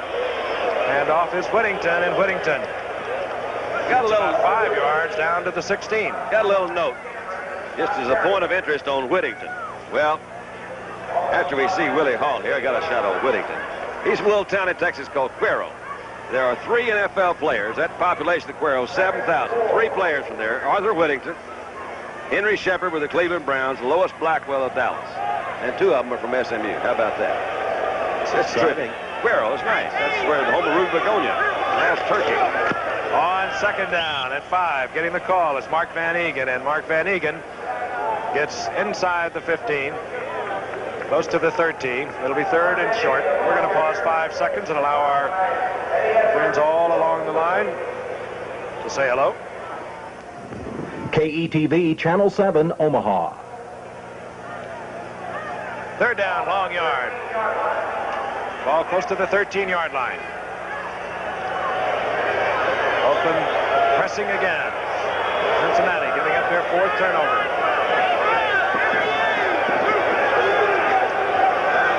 Van Egan. He'll have the first down. Close to the 10-yard line. First down.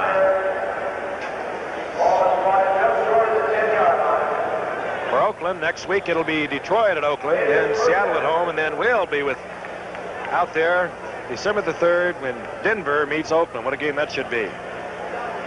Then they close out at Miami and Minnesota back home.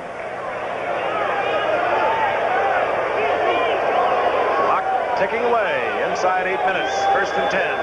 Sabler wants to put it in the air. And fires to Bradshaw. Oh, that was a strike, wasn't it? Right there. Kenny didn't even look back. He started heading for the bench. He had him on that break-in, man-to-man coming right through the seams, and boy, he zipped it. Working against Lewis Breeden was Morris Bradshaw. Let's look again. Breeden's a rookie, isn't he, Frank? Well, he missed last year. He's basically a rookie. He was hurt last year, missed the entire season with a hamstring. That's actually Cobb, I think, over there, 24. That Marvin Cobb. Anyway, he was open, coming right through the middle in there. And he sure put it right in the middle. That's the kind of pass that you see a lot of quarterbacks that just a little hesitate. They get it knocked off by those linebackers. Earlman. And it's good. Oakland extends its lead. They lead 27-7. We have 7:45 remaining in the 3rd quarter. There's Morris Bradshaw. Ray Guy punches it. it'll be Archie Griffin's little brother, Ray Griffin. And Ray Griffin gets out to the 23-yard line. Cincinnati will have possession again. Well, it's time for them to get something smoking out there. Now, we're going to lose Howard for the rest of the game. Now, you have lost interest again. Let's get back in here. Let's see that. What do you think they'll do? Will they come back with Bass, maybe? Your old man over the middle? Not going to even talk to him. I'm back. Okay. First and 10, Cincinnati, 23-yard line. Archie Griffin is in there now, number 45 rather, with Pete Johnson. Those are your two setbacks. Billy Brooks in motion. Anderson. He goes to Johnson, and Johnson's been breaking tackles all night. Johnson turns a short gainer into a beauty down to the 42-yard line, 43-yard line of the Oakland Raiders. Boy, and he has some speed for a big man. Let's look at it again. Billy Brooks was wide open. Kenny Anderson saw Johnson, laid it out in the flat. Then he just did the rest on his own. There he breaks the attempted tackle of Willie Hall. Knew exactly where he was in relation to the sideline. And Cincinnati moves into Oakland territory. Charlie Phillips really hit him. There's been no ground game for either team. Cincinnati's gained 53 rushing, Oakland 50, just over 100 yards combined.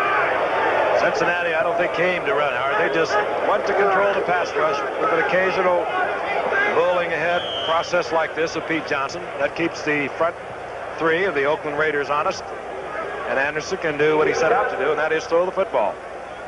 We've got 6:40 left in the third quarter. Anderson, 25 attempts, 14 completions, 214 yards. Second down, 6. Ball at the 38. Pass moves over to the right side. Anderson has the time, throws it out to Johnson again.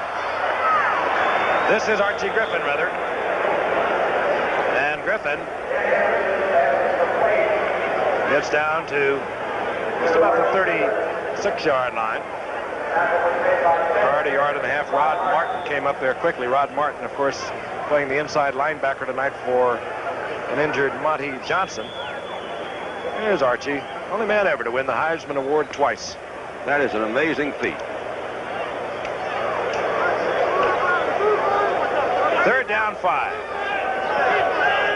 Isaac Curtis to the left, Billy Brooks to the right. It's time to go to Bass. And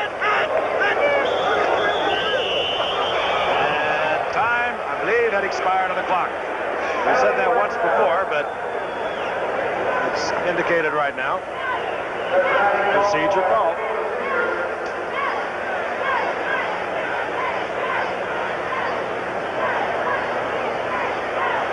Well, a brick here and a brick there.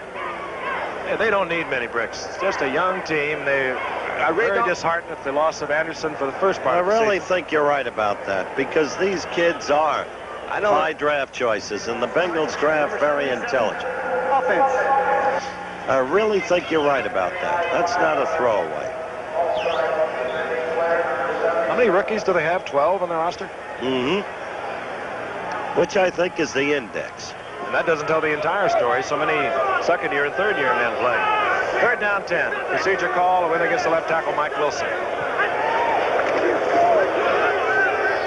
Archie Griffin. Oh, and Griffin runs into Willie Hall. He got close to a first down. He's got it. I think he does. He's got the first down. There have been so many comebacks of an amazing nature in the National Football League this year. How about Houston?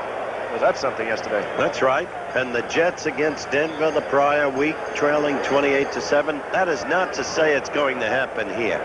But if Cincinnati could score, remembering that 2 of Oakland's scores have been the direct result of turnovers, maybe they could get fired up. The dangerous men for Cincinnati. One of them top of your screen, 85, Isaac Curtis. The other, Billy Brooks, number 82.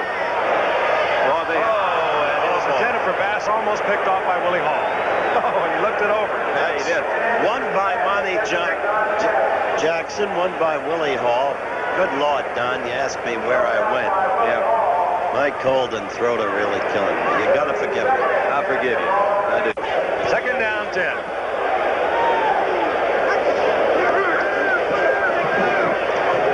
Isaac Curtis you know, I know it's hard to throw over the middle, but I really do think that for a team to come back, most defenses are going to give you that middle because it is difficult to throw there. You've got the linebackers to throw over. You've got the defensive front four, which we've mentioned before. They're tall.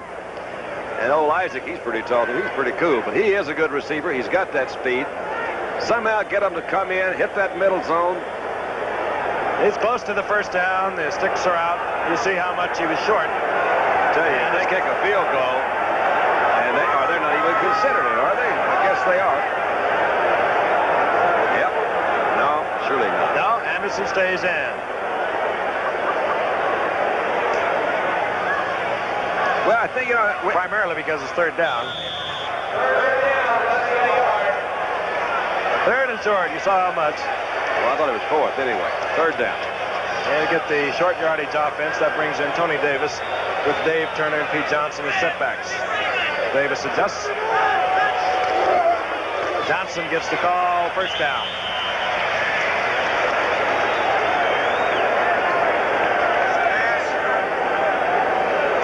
No. Pass. Top of your screen. Right over the middle. Left. Oh, going up there, man. And it's picked off by Hendricks. And you saw a good defensive play. Monty Jackson laying off, driving the instant he saw that Bass was going to run the slant in. And the ball bounding into the air, and Hendricks steps in for the interception. Fifth turnover. As you look at it again, Homer Rice, you saw briefly, has to be in absolute anguish. Turnovers just killing the Bengals. We'll be back. Remarkable player. Oakland, 1st and 10, the ball at their own 9-yard line. Art Whittington. Line of scrimmage, and that's it. Jim LeClaire, who's playing a whale of a game tonight, a middle linebacker for Cincinnati, in on the stop. That's LeClaire down. He is shaken up.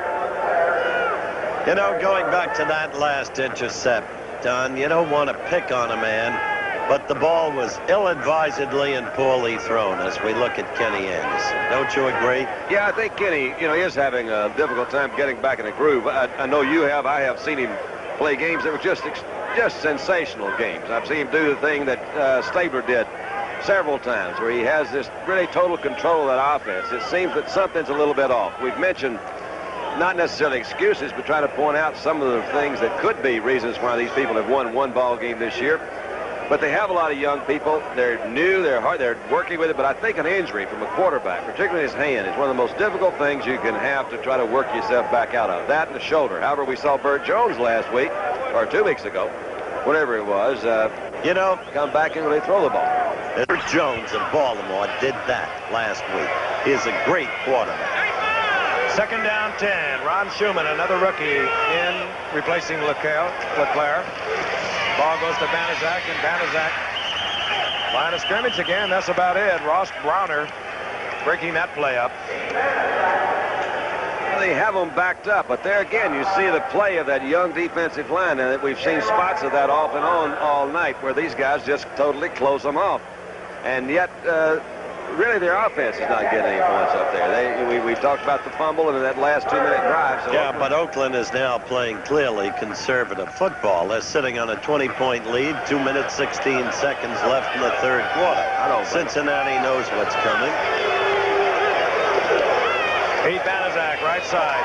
Veteran gets over the 10 and out to the 11-yard line. It'll be 4th down. Oakland will have to punt.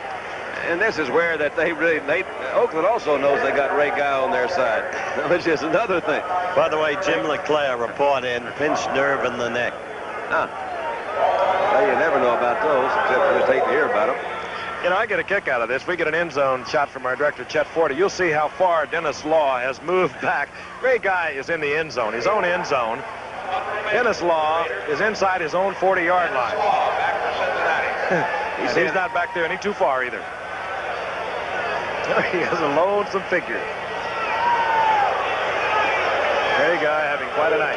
Kicking Oakland out of trouble constantly. This went off the side of his foot. Every time you say it, it happens. Still turned out for fairly well. Well, they're on that. Cincinnati will be at Oakland's 48. That's right. They've got real good position. 1:15 left in the third quarter. And And Kenny Anderson, well aware that he'll have to get a big one if he wants to get his ball club back into this one. Here comes the reverse, the flea flicker, and it goes back to Archie Griffin. Griffin with a nice pirouette on the sidelines gets that Cincinnati first down inside the 35 to the 32. That's that built-in sense of football knowledge. Griffin couldn't see those guys. He just could feel them around it. That's why he made that little turnaround and picked up another 10 yards in the first down. And you know Anderson didn't intend to throw to Griffin short. He was looking downfield, and he had to resort to Archie. Was it Brooks? He was trying to hit deep, but he was covered. They didn't go for any of those fakes, but there's Griffin. Look at that. And that's a nice move. Lester Hayes gave it a go, and you're exactly right. That was just instincts on Archie Griffin's part. Willie Hall grasped nothing but air. 32-yard line of Oakland, 1st and 10, Cincinnati. Quick toss, Johnson. Johnson got a good block from Archie Griffin, and he scampers down to the 25-yard line. A gain of 7. It'll be a 2nd down and 3. Little Archie Griffin with a fine block. Coming to the end of the quarter, Geff. 12, 11, 10, counting down. And they will not get this play off. You're watching another exclusive of ABC Sports, and that will be the end of the 3rd quarter. Oakland 27, Cincinnati 7. We'll return for the 4th quarter in just a moment. We begin the 4th quarter. Frank Gifford along with Howard Cosell and Don Meredith. And Cincinnati has a 2nd down and 3. The ball at the 25-yard line of the Oakland Raiders. They're also down 27 to 7. Kenny Anderson having a big night, but the turnovers have killed him.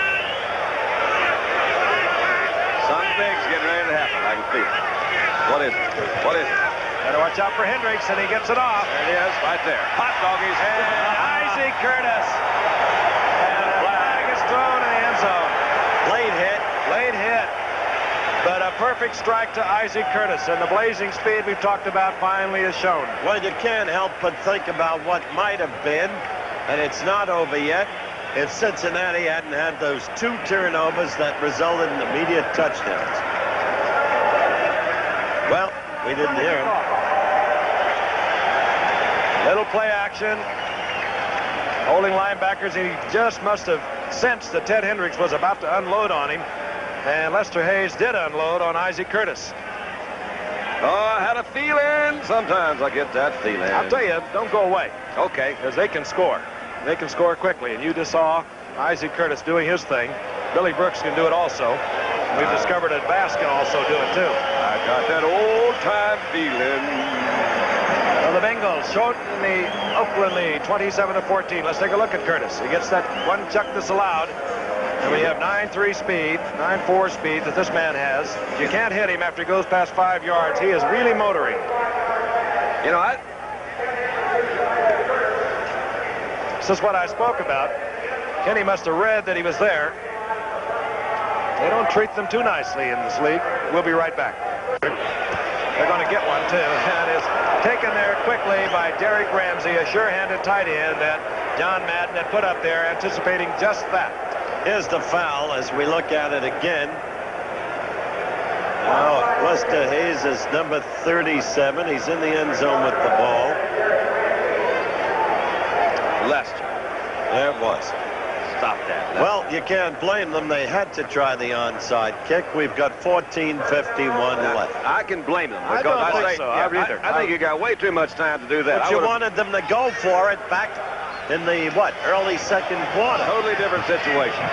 On 1st and 10, Stabler is not going to sit on it. Looking for Branch, and Branch was well covered there by Louis Breeden. Now that I approve of, too. Yeah, but you got 14 minutes and 45 seconds to go, and he said, okay, they really haven't moved. They've been playing conservative the time before. They ran 3 times way back in there. I'd kick it way back down there, try to hold them. Now you got 40. They're on the 40-yard line. All right, you can make a point, and that's certainly debatable. And maybe it'll turn out that you're right. Well, it doesn't make a difference because they've already done it, haven't they? Well, it makes a difference. Got to talk about something. 2nd down 10. Screen, and it goes out to Art Whittington. Yeah, from Cuero, Texas. And Whittington gave it up. And gets it back. Whitley was right there. You like that, huh? Yeah, I do. I like it. Well, these two middlemen, Eddie Edwards and Wilson Whitley, both youngsters in their second year, both first-round draft picks, really move up and down that line of scrimmage. You know, you can repeat it forever. This whole game is turned on the turnover. Cincinnati, otherwise, has played them even and maybe a little better. When you look at the statistics and the yardage gain. Big down for the Bengals. Third down, 10. Single setback. Bolitnikov's in the game. Casper over the middle. And a good defensive play by a rookie from Wichita State. He didn't know it was This is there, Reggie but Williams. Reggie Williams was there. He had a feeling it was coming, so he just jumped out there and knocked it down. I'll tell you, Reggie Williams from Dartmouth College really made a play there. He missed it. You remember right before the half when they made their touchdown drive, Reggie was a shot back. He says, I'm not going to let it happen this time. And that could be in a face guarding situation, but evidently they didn't. That ball not well thrown. Casper had to wait. Reggie Williams got there. Hey, Great guy to punt. Cleans up good, doesn't he? Look at that man. Dartmouth, man, after all. Oh, I see. Okay, Dartmouth. I wonder if Jake Crotham's still coaching up there. Dennis Law back at the 20-yard line for Cincinnati. And busted. Fair catch called for. And this could be a free ball. That rookie's having a hard time back there. It bounced off Dennis Law. Flag is down at the 40-yard line. That flag is down right at the line of scrimmage. That's tough. Huddleston got down there to recover it. You can call for that fair catch, but you have to field it. In East Tennessee State, he's from. He's really had a hard time back that night.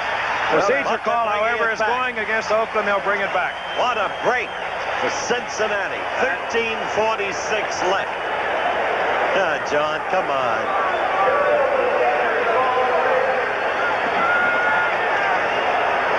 Procedure call against Oakland. Nullifies what would have been a tremendous break inside the 20-yard line.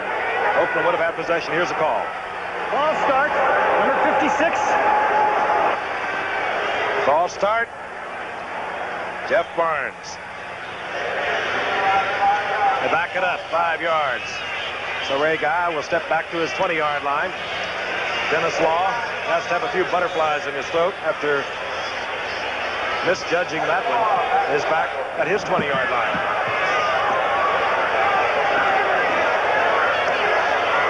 Guy hits another beauty. But there can be a run back here.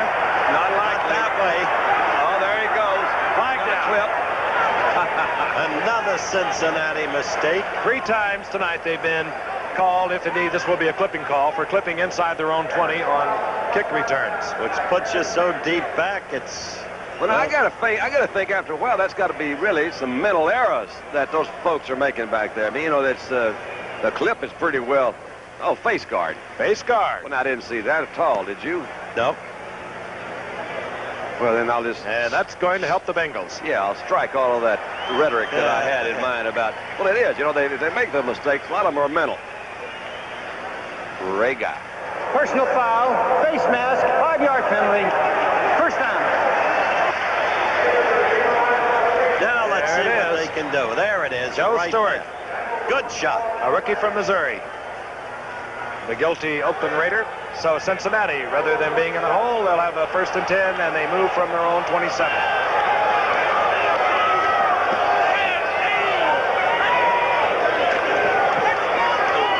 Anderson wants Curtis. He finds Curtis out at the 40-yard line. First down. And again, Monty Jackson, and not altogether Monty Jackson's fault. What they're doing is they're double covering away from Monty Jackson and letting Monty Jackson cover his man all alone. That's exactly a great deal right. of respect. That's it. That's a great deal of respect for the man who's known for his one-on-one coverage abilities. Ball right at the 40-yard line. Inside 13 minutes remaining in the game. Oakland leading 27-14. Pete Johnson gets a block from Archie Griffin. Cannot make the cut in time. Phil Villapiano steps inside. It'll be a loss of a yard and a half. Well, he slipped. That's why he couldn't make the cut in time. Incidentally, Kenny Anderson has 290 yards gained passing. That's his season's high. We've got 12:33 left, 32 and counting down. Second down, 12. Ball at the 38-yard line. Zip. And Anderson, Johnson. And look at Pete Johnson break another tackle. Willie Hall and tacks on a couple more yards. You know, Pete Johnson's hard to bring down, isn't he? He is a bull-like man, and yet a very gentle man. Our producer, Dennis Lewin, and I were with him. Call him a gentle bull. Down at Key Biscayne, Yeah. when they lost 21-0 to Miami. You'll remember that. You worked the game with us. Yeah. And during a long, long conversation, he talked about his hopes and aspirations, and he believes in this team and believes in himself. Did Dennis Lewin have anything to say in that conversation? No. Yeah. Why wouldn't he? Third down, 7. Ball at the 43-yard line. Anderson rolling out. He'll run with it. Boy, I love that play. Anderson has a first down. 42-yard line of the Raiders. That's a Steve Grogan play. You'll see New England do that. Tell you what, if it doesn't do anything else, it might help that whole offensive unit. He says, all right, come on now, let's just call a quarterback sweep. We get this thing back down on the sand lots, and let's play some ball and get the thing moving. 11, tie 1. Curtis out left. He still has single coverage from Monty Jackson. Brooks is to the right. Whoops. Archie Griffin. And Griffin has the reception at the 36-yard line. All right. A gain of 7. A gain of 6. It'll be 2nd and 4. Villapiano took Griffin out of bounds. Stops the clock once again. Crowd was booing because it looked to them to be very close to a late hit. Look again. There's the pass to Archie, and there's Villapiano. And Archie was already out of bounds, but it was Villapiano's momentum that carried him into the receiver. And you can't trust momentum. No, you can't. No, and the booing was, as you would say, unwarranted. Yes. Isaac Curtis split to the left. Billy Brooks goes out to the right. 2nd down. Draw play. Pete Johnson. Just to keep the defense honest, and Johnson gets close to the 35-yard line, where it's going to be 3rd down and 2. Willie Hall there, Otis Sistrunk defensively for Oakland. Short yardage offense. That's a change of formation, as a matter of fact, from what they had lined up in. Outguessed myself. Johnson, he has the first down. That's going to be really even close. I think he did make it. No, he was over the first down mark. Sure, he was past it. He was hit back. Incidentally, you mentioned Jake Proudhamel. He was coaching Dartmouth when Reggie Williams was there and was Reggie's college coach. He was my roommate in 1960. We broke in with the Cowboys. Jake, really? Yeah, and our farm there in Elephant, Pennsylvania is right close to Percy, and that's where Jake's hometown is, in Percy, Pennsylvania. Just thought I'd mention that. See, I know somebody that went to the Ivy League. So your lives have interweaved. Yes, of course. All inside the 33-yard line. 1st and 10. We're inside 10 minutes remaining in the game. Johnson tries to get outside. Villapiano will not let him. And flags are all over the area. There's action here in Riverfront Stadium in Cincinnati City. River City? Well, it's close. There are 6 pockets in the table. 76. Face mask, it goes against Oakland. Great for Cincinnati. They'll have a first down. And they'll be inside the 25-yard line of the Raiders. Well, let's get a touchdown and make this game close. Matter of fact, where they marked off the penalty, it'll take the Raiders all the way back to their 17-yard line. John Madden. Face mask, number 72. First down. I tell you, John Madden's going crazy on the sidelines. Look at this. John Matuzak. Sign language. Yes, indeed. Pretty soon he'll send up smoke signals. Matuzak, the guilty Raider. That's oh, right. He's a great man. He brings something to this sport. He really does. I particularly like the way he dresses. Smooth, polished. Yeah. Curtis and Brooks, both to the left. Archie Griffin, he'll throw it. Oh, don't throw it. Poorly. He did. Oh! And poorly, you're right. Yes, he had it. He really had it. Just a little off, and it would have been 6. He got a little bit too anxious there. Tony Davis was there. He had a quick glimpse of another sign. It's interesting. Jet 40 gets in, directed 2 days ahead of time with all of his valises to put up the signs, you know. Yeah. It's incredible. People believe that, and there are writers who keep writing that we put up these signs. Now they'll really write it. Yeah. I only put up a small one. Bless them all. Second down, 10. The ball at the 17-yard line. Anderson. He had pass and he threw it over. He knows it too. Yes, he overthrew him. He actually, he threw the pass that was intercepted earlier a little too high. Let's look at it again. Well, nobody's perfect. Well, wait a minute. Hold on a minute. But you'll see him come back across the middle, and there he is, a little too high. That was 6 points. Pass wide open. 6 points. 9:29 left. Third down and 10. You know what? He's a really fine receiver. See him lean into the defender? Mm-hmm. That's what a good receiver will do. He'll lean into him, he'll feel the pressure, and then he breaks it off, and he'll pick up an extra yard out of it. Good come back with it. Draw by Anderson right up the middle, and Anderson at the first tee. Great ball. Yay. Football. Yay for the quarterback. This crowd is now with this game. We've got still more than 9 minutes left. Look at it again. And you're back with us, Coach. Yeah, Coach came back. He's feeling better. Did you see that punishing move on Colsey by that quarterback? Did you see that blood guts football right down here at the goal line? First and goal and a whole bunch of time. Yes.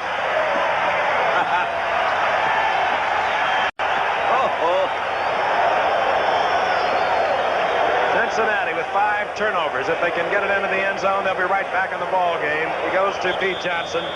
Villapiano Good is on Johnson immediately. for the old Statue of Liberty play. In the preseason, he has really come back to form. He's playing a fine game tonight. 13th play of this drive coming up. Second down and goal. The ball's at the 4-yard line.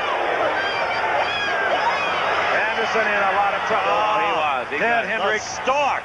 drops him back at the 10-yard line. It'll be third and goal from the 10. How long can a man be great?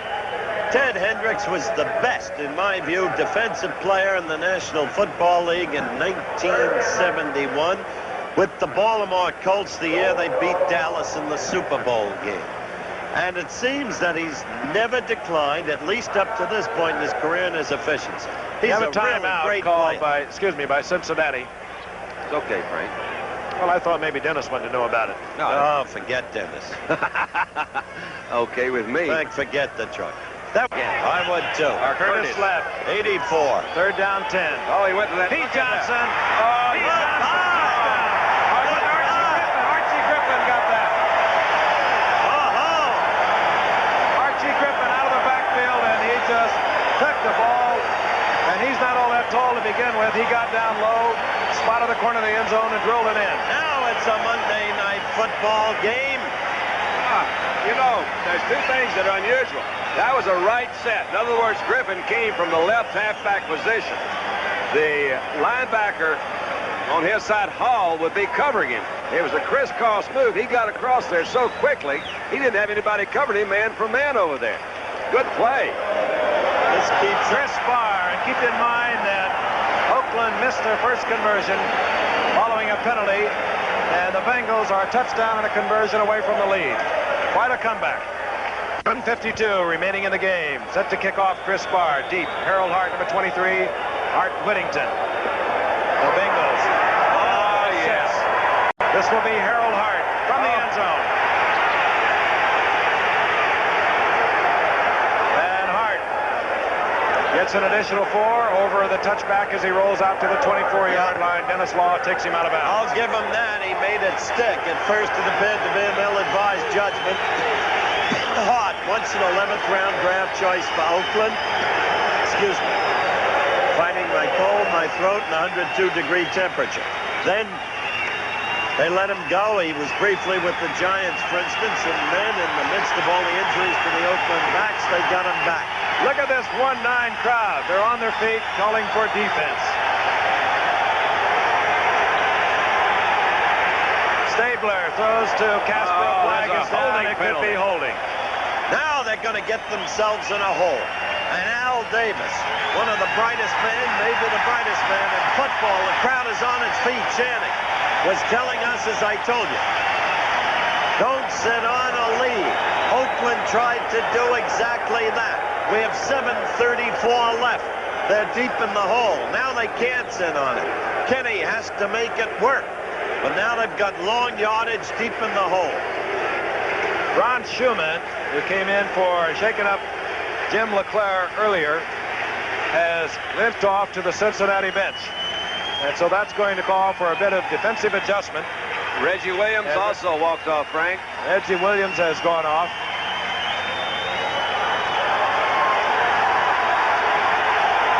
First down and 20. The ball inside the 15.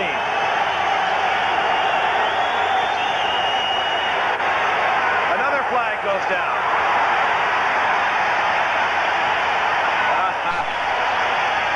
Oh, I love it. This is fun now. You're having some fun. Holding again against Oakland. And look at John Madden. He's trying to get in touch with you, Howard. Well, he's trying to at the same time compose himself. He's talking upstairs, but they made the critical strategic mistake trying to sit on that lead. That one declined. Which makes sense. That'll be second down. Decline. Which makes sense. That'll be second down. It would have only been half the distance to the goal. So thus Cincinnati declines the penalty. They'll take the down. It's second down 20. What do you think about throwing an all-out blitz at them right now? Because they're getting good protection if they don't. I wouldn't do it, Don. You couldn't have a more poised quarterback. He can read it instantly, take advantage of it. They didn't. Stabler grants. He does not hold on. Incomplete, third and 20. Can't blame the snake for that. His face registers the disappointment, but still he keeps his poise. If anyone can get him out of the hole, it's a man like Stabler. I bet wonderfully wicked Wanda's pulling for him wherever she is, don't you? I would think. Yeah. Stabler has still got a 6-point lead. He knows that. He's got Ray Guy. He will not throw it away down here. He's not going to panic. You keep track of it. Most of his interceptions are not deep in his own territory. They're down there where they are not been that effective for his opposition. That sign spoke to the situation, but you'll not rattle this man.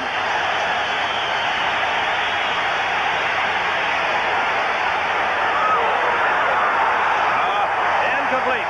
It'll be fourth down. That'll bring out Ray Guy, and Cincinnati should have good field position. And the crowd is on its feet as one going crazy. A near capacity crowd despite the 1-9 record. And there are 7 minutes and 16 seconds left to play. And Oakland must relinquish the football and count on the ability of Ray Guy to put Cincinnati, at least for the moment, out of reach. But Ken Anderson is hot. His play calling in the last series that led to the touchdown, brilliant. Tony Davis is back there, number 25 for Cincinnati. Ray Guy standing right on the goal line. Tony Davis, third-year man out of Nebraska. Long count. The attempt to draw Cincinnati offside. It didn't work. Tony Davis spins and gets to the 44-yard line. Stop made by Warren Bankston for Oakland. 7:05 now remaining in the game. Time not necessarily a factor. Two high-scoring teams have been throwing the ball all night. If we're keeping you up late on the East Coast, we didn't call for the game plans of both quarterbacks. Saber has thrown it 18 times. Anderson 38 times. That makes a long football game. What's that statistic you gave me last? No team won a game last year throwing 40 or more passes in one game. But that can be broken. Anderson, they foul the ball. It was Archie Griffin. And there's a hassle over it. Recovered. That was a big break for Cincinnati right there because he never had control of that ball. That would really have turned whole momentum in the other direction. Very quickly. Yes. Archie Griffin gets it back. But think about Battling with Otis Sistra. Think about the game in perspective, Dandy. Okay.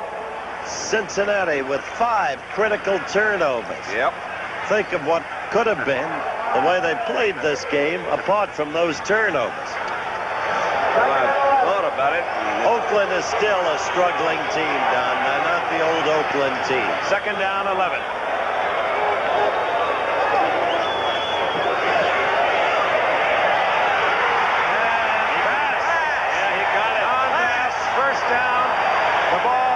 Territory at the 46. I want to tell you, that kid has given us a show tonight. He and Charles Phillips went up simultaneously, and Bass gets the completion.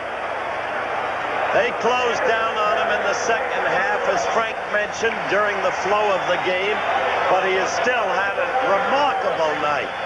Well, you hit it because they did go up together. And how many times have you seen defensive backs strip those receivers of a ball like that? Bass did hold on to it. An excellent job of receiving that football. Isaac Curtis goes left. He's been battling all night with Monty Jackson. One-on-one coverage. Let's cool him off with a draw or a little run. There you go. Nope, he's going to keep throwing. For Brooks, and a good defensive play, Lester Hayes. This Oakland Raider team. No.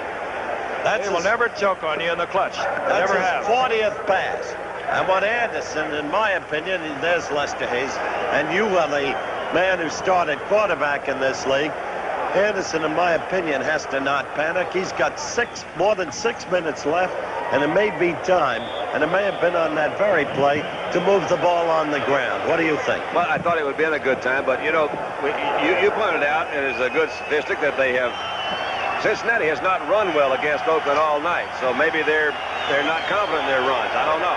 Second down, 10. They're in a passing formation right now, and there they go again. And he's got one open right there. Oh, he threw it the wrong way. Phil Villapiano down at the 29-yard line. Villapiano made a good move.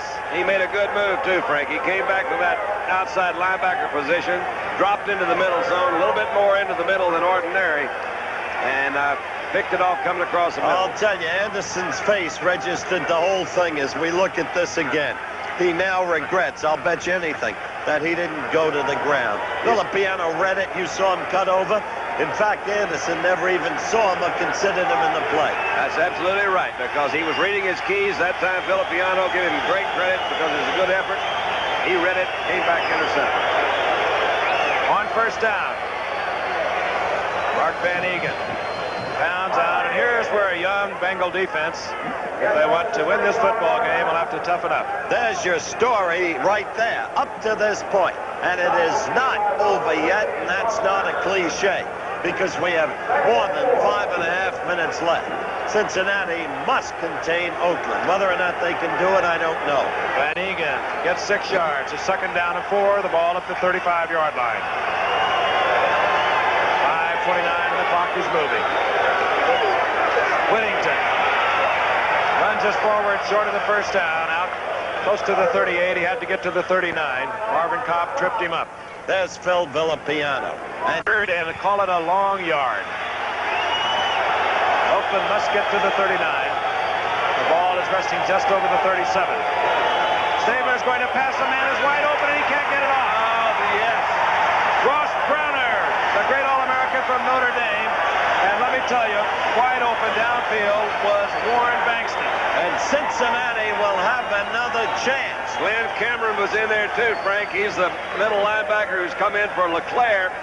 I don't know how he got back there, but it was Browner. Let's check a look at it again. And you're right, he was open. Here comes Browner. Great agility. Look at that, one hand. And look that on the ground, number 50. Man, he never gave up. Number 50. Fourth down. Ray Guy to punt. Tony Davis standing at his 25-yard line. I would blitz them just like they did right then. Third down situation, of course they're going to blitz. Guy boots it high. Fair catch called for and made at the 25-yard line. So Cincinnati is 75 yards away from a touchdown. More than 4 minutes left. Let's put the game back in perspective with their remaining schedule. So they must win to tie Denver. But Cincinnati, as we told you at the top of the telecast, with upset capacity. Look at what they did to Houston 2 weeks ago. Blair Bush did not like the ball that he was going to snap to Kenny Anderson. So they have exchanged the football. You know, Don Shula said when we were down in Miami, he says, I'm glad we're playing them right now. Talk about Cincinnati. Because he says they can come on, and we catch them in the late part of the season, they can be really tough. On first down. Draw action. And out he goes to Pete Johnson. Heck of a block up in the middle of that line. Didn't see who it was. Did you, Frank? Somebody upended the nose man. And you give this offensive line a lot of credit. They are protecting Anderson. Everyone knows he's going to throw the ball. Archie Griffin, look at that block. The little Man, he man just laid up all into out there. Blitzing linebacker. And Johnson gets 6 yards. It'll be 2nd down and 4. The ball resting right over the 30-yard line marker. The Buckeye Bull is having himself a game and making Woody Hayes feel proud. I'll tell you that. Pete Johnson. 4 minutes and 3 seconds. Anderson. Looking for Griffin. Oh, got open deep, but he had turned around on Anderson. Incomplete. What Madden has is a pulled nervous system. He loves it. There he is. 3rd down and 4.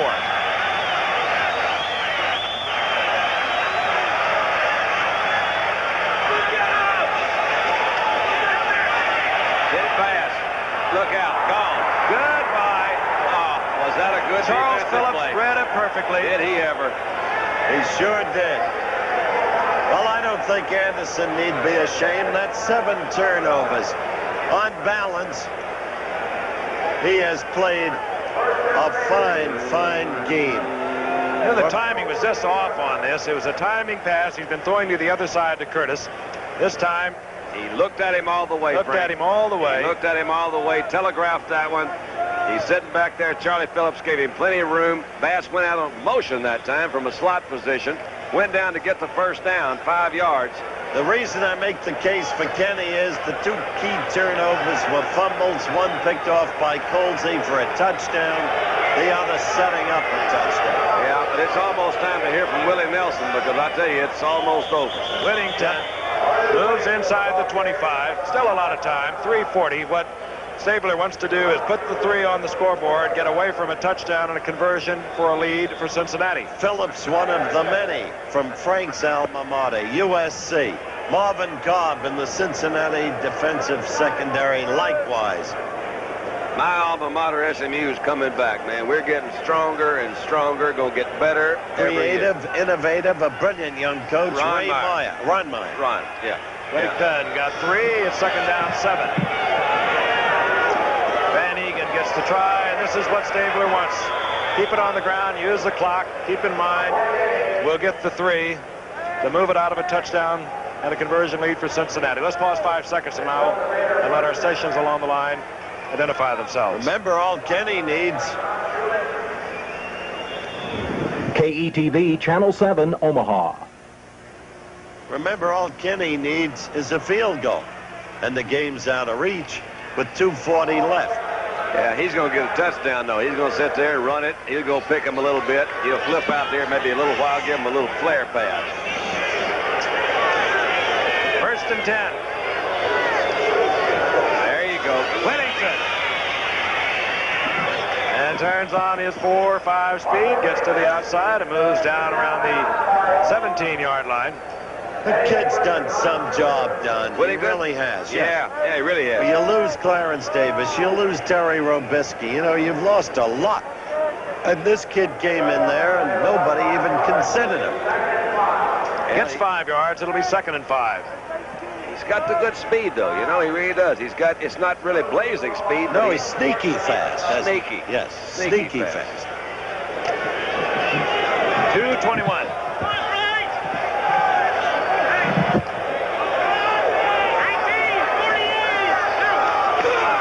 Van Egan.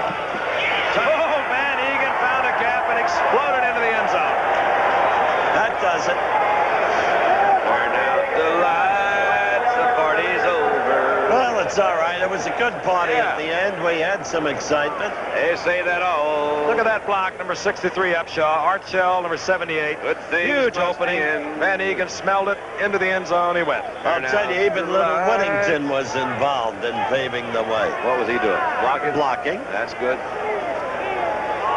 And so Colgate reigns again. Yeah. Ivy League, right? S&P No, block. Colgate's not the The Shenango Valley. Oh.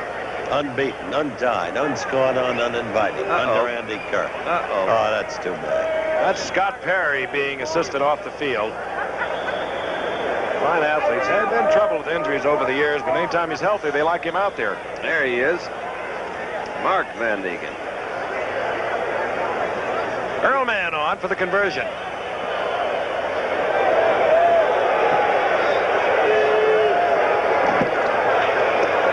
And it's good.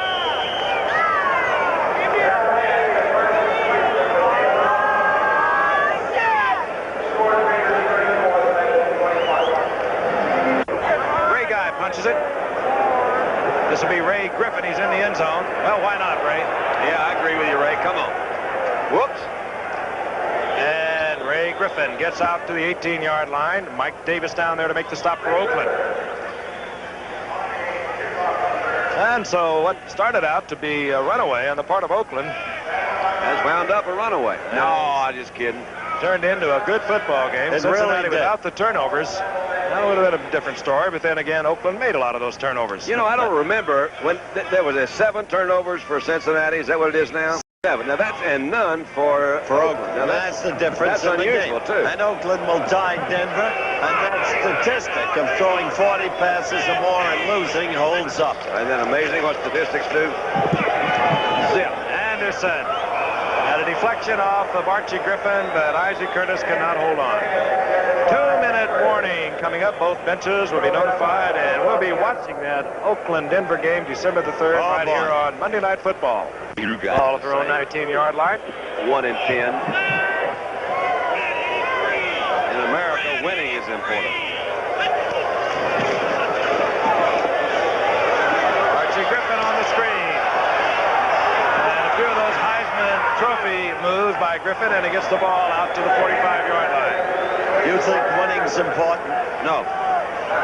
We agree. It helped them to produce the ultimate victory. And you learn to appreciate winning. Certainly do. Anderson, Pete Johnson. Pete Johnson goes to the 37-yard line. Tackled there by Phil Villapiano. Another Cincinnati first down, and timeout now called Cincinnati. Rack looking again. And this time he goes down at the 45-yard line. Mike McCoy did a couple of pirouettes chasing him, and finally pursued him, captured him at the 45-yard line. Mike McCoy, another of Al Davis's reclamation projects. Out of Notre Dame, Green Bay, let him go to Oakland. Second down, 18. Archie Griffin will screen the work to the other side, works on this side. And Griffin gets back to the 33-yard line, about 5 yards short of a first down. It'll be third down. But they trailed by 13 with 52 seconds left. Timeout again called by Cincinnati. That's it. No more timeouts for the Bengals. You wonder right now if old Homer Rice wishes he was back at Rice. Okay, 52 seconds. Wonder if the blackout rule has anything to do with it. Well, that's what Although Dennis it's a Lewis very just mentioned. interesting I don't know. statistic, Yeah, I'll that is. tell you. That is an interesting statistic. No more timeouts for the Bengals. Pat McAnally is in, flanked to the right by Kenny Anderson. Isaac Curtis to the left. McAnally, big tall man, does not hold on. And a foot race with Lester Hayes. Had a chance for it, does not hold on. Too bad. Could have been a score for Harvard. Anderson has set one Bengal record. That's his 48th attempt. Let's hear it for Harvard. This again. Lester Hayes was in good position. That ball was thrown very well. Really was. Should have been held. Good defensive play, though. He stripped him out there pretty good. Fourth down.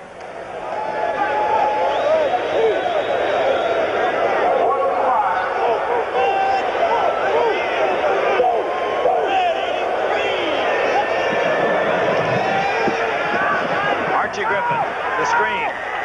And the Bengals come up short of the first, and that'll be the ball game. That runs it out.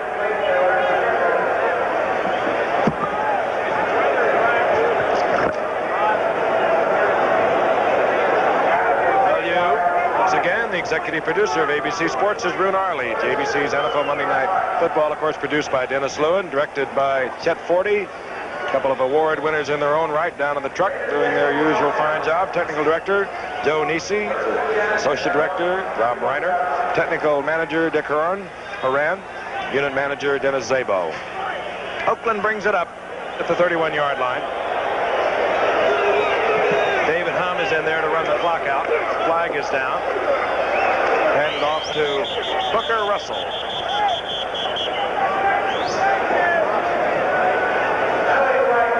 Flag is down. An illegal motion. You saw it. Referee Pat Haggerty and his crew have been quite active tonight. Good, solid football game. A lot of fun to watch.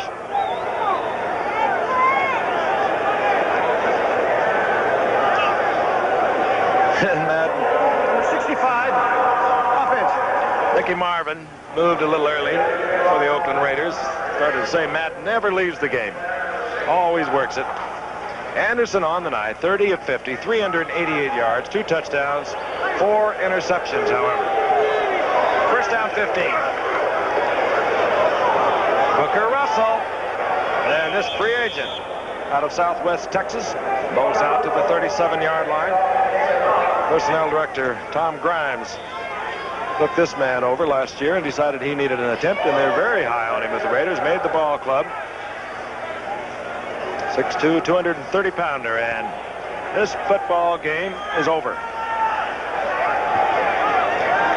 Cincinnati with a valiant effort, coming up short. Too many turnovers. The Oakland Raiders, the steady team that they are, moves into a tie with the Denver Broncos in the AFC's West as they head for a December 3rd Sunday night showdown, which we'll be bringing your way. Once again, the final score, Oakland 34, Cincinnati 21.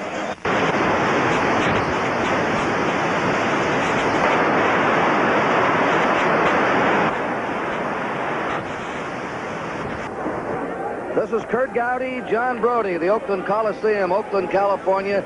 Seattle, 500 on the season, 6-6. They beat Oakland in Seattle earlier, 27-7. Had Oakland shut out with just a little over 4 minutes to play in the game. Oakland is 8-4, leading right now in their division. And the march of the captains. There's the standing of the AFC West. Oakland will play Denver here, by the way, a week from Sunday, and they can't make the mistake of looking ahead to that one today. Herrera will be kicking off. And it's about a 5-mile-an-hour cross breeze right across the field. 23 is Harold Hart.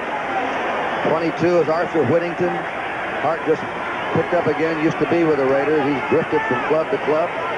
Here's Herrera waiting for the referee signal.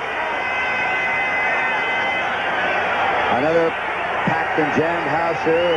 Long string of sellouts in the Oakland Coliseum. And the kick is tumbling to Hart at the 8. 15 to the 20. 25. And he's spun down on the 26-yard line by Kerry Justin, number 26 of the Seahawks. So we'll set the Oakland Raiders up now. They'll be on their 26-yard line with a first down. Stabler, the quarterback. Whittington, the rookie, 22. Van Egan, number 30, are the running backs. And there are the wide receivers. Cliff Branch, 21. 81. Bradshaw will be on the other side. Dave Casper, 87. Sometimes the Raiders will have Biletnikoff in with a 3 wide receiver attack. John will run down the offensive line for you.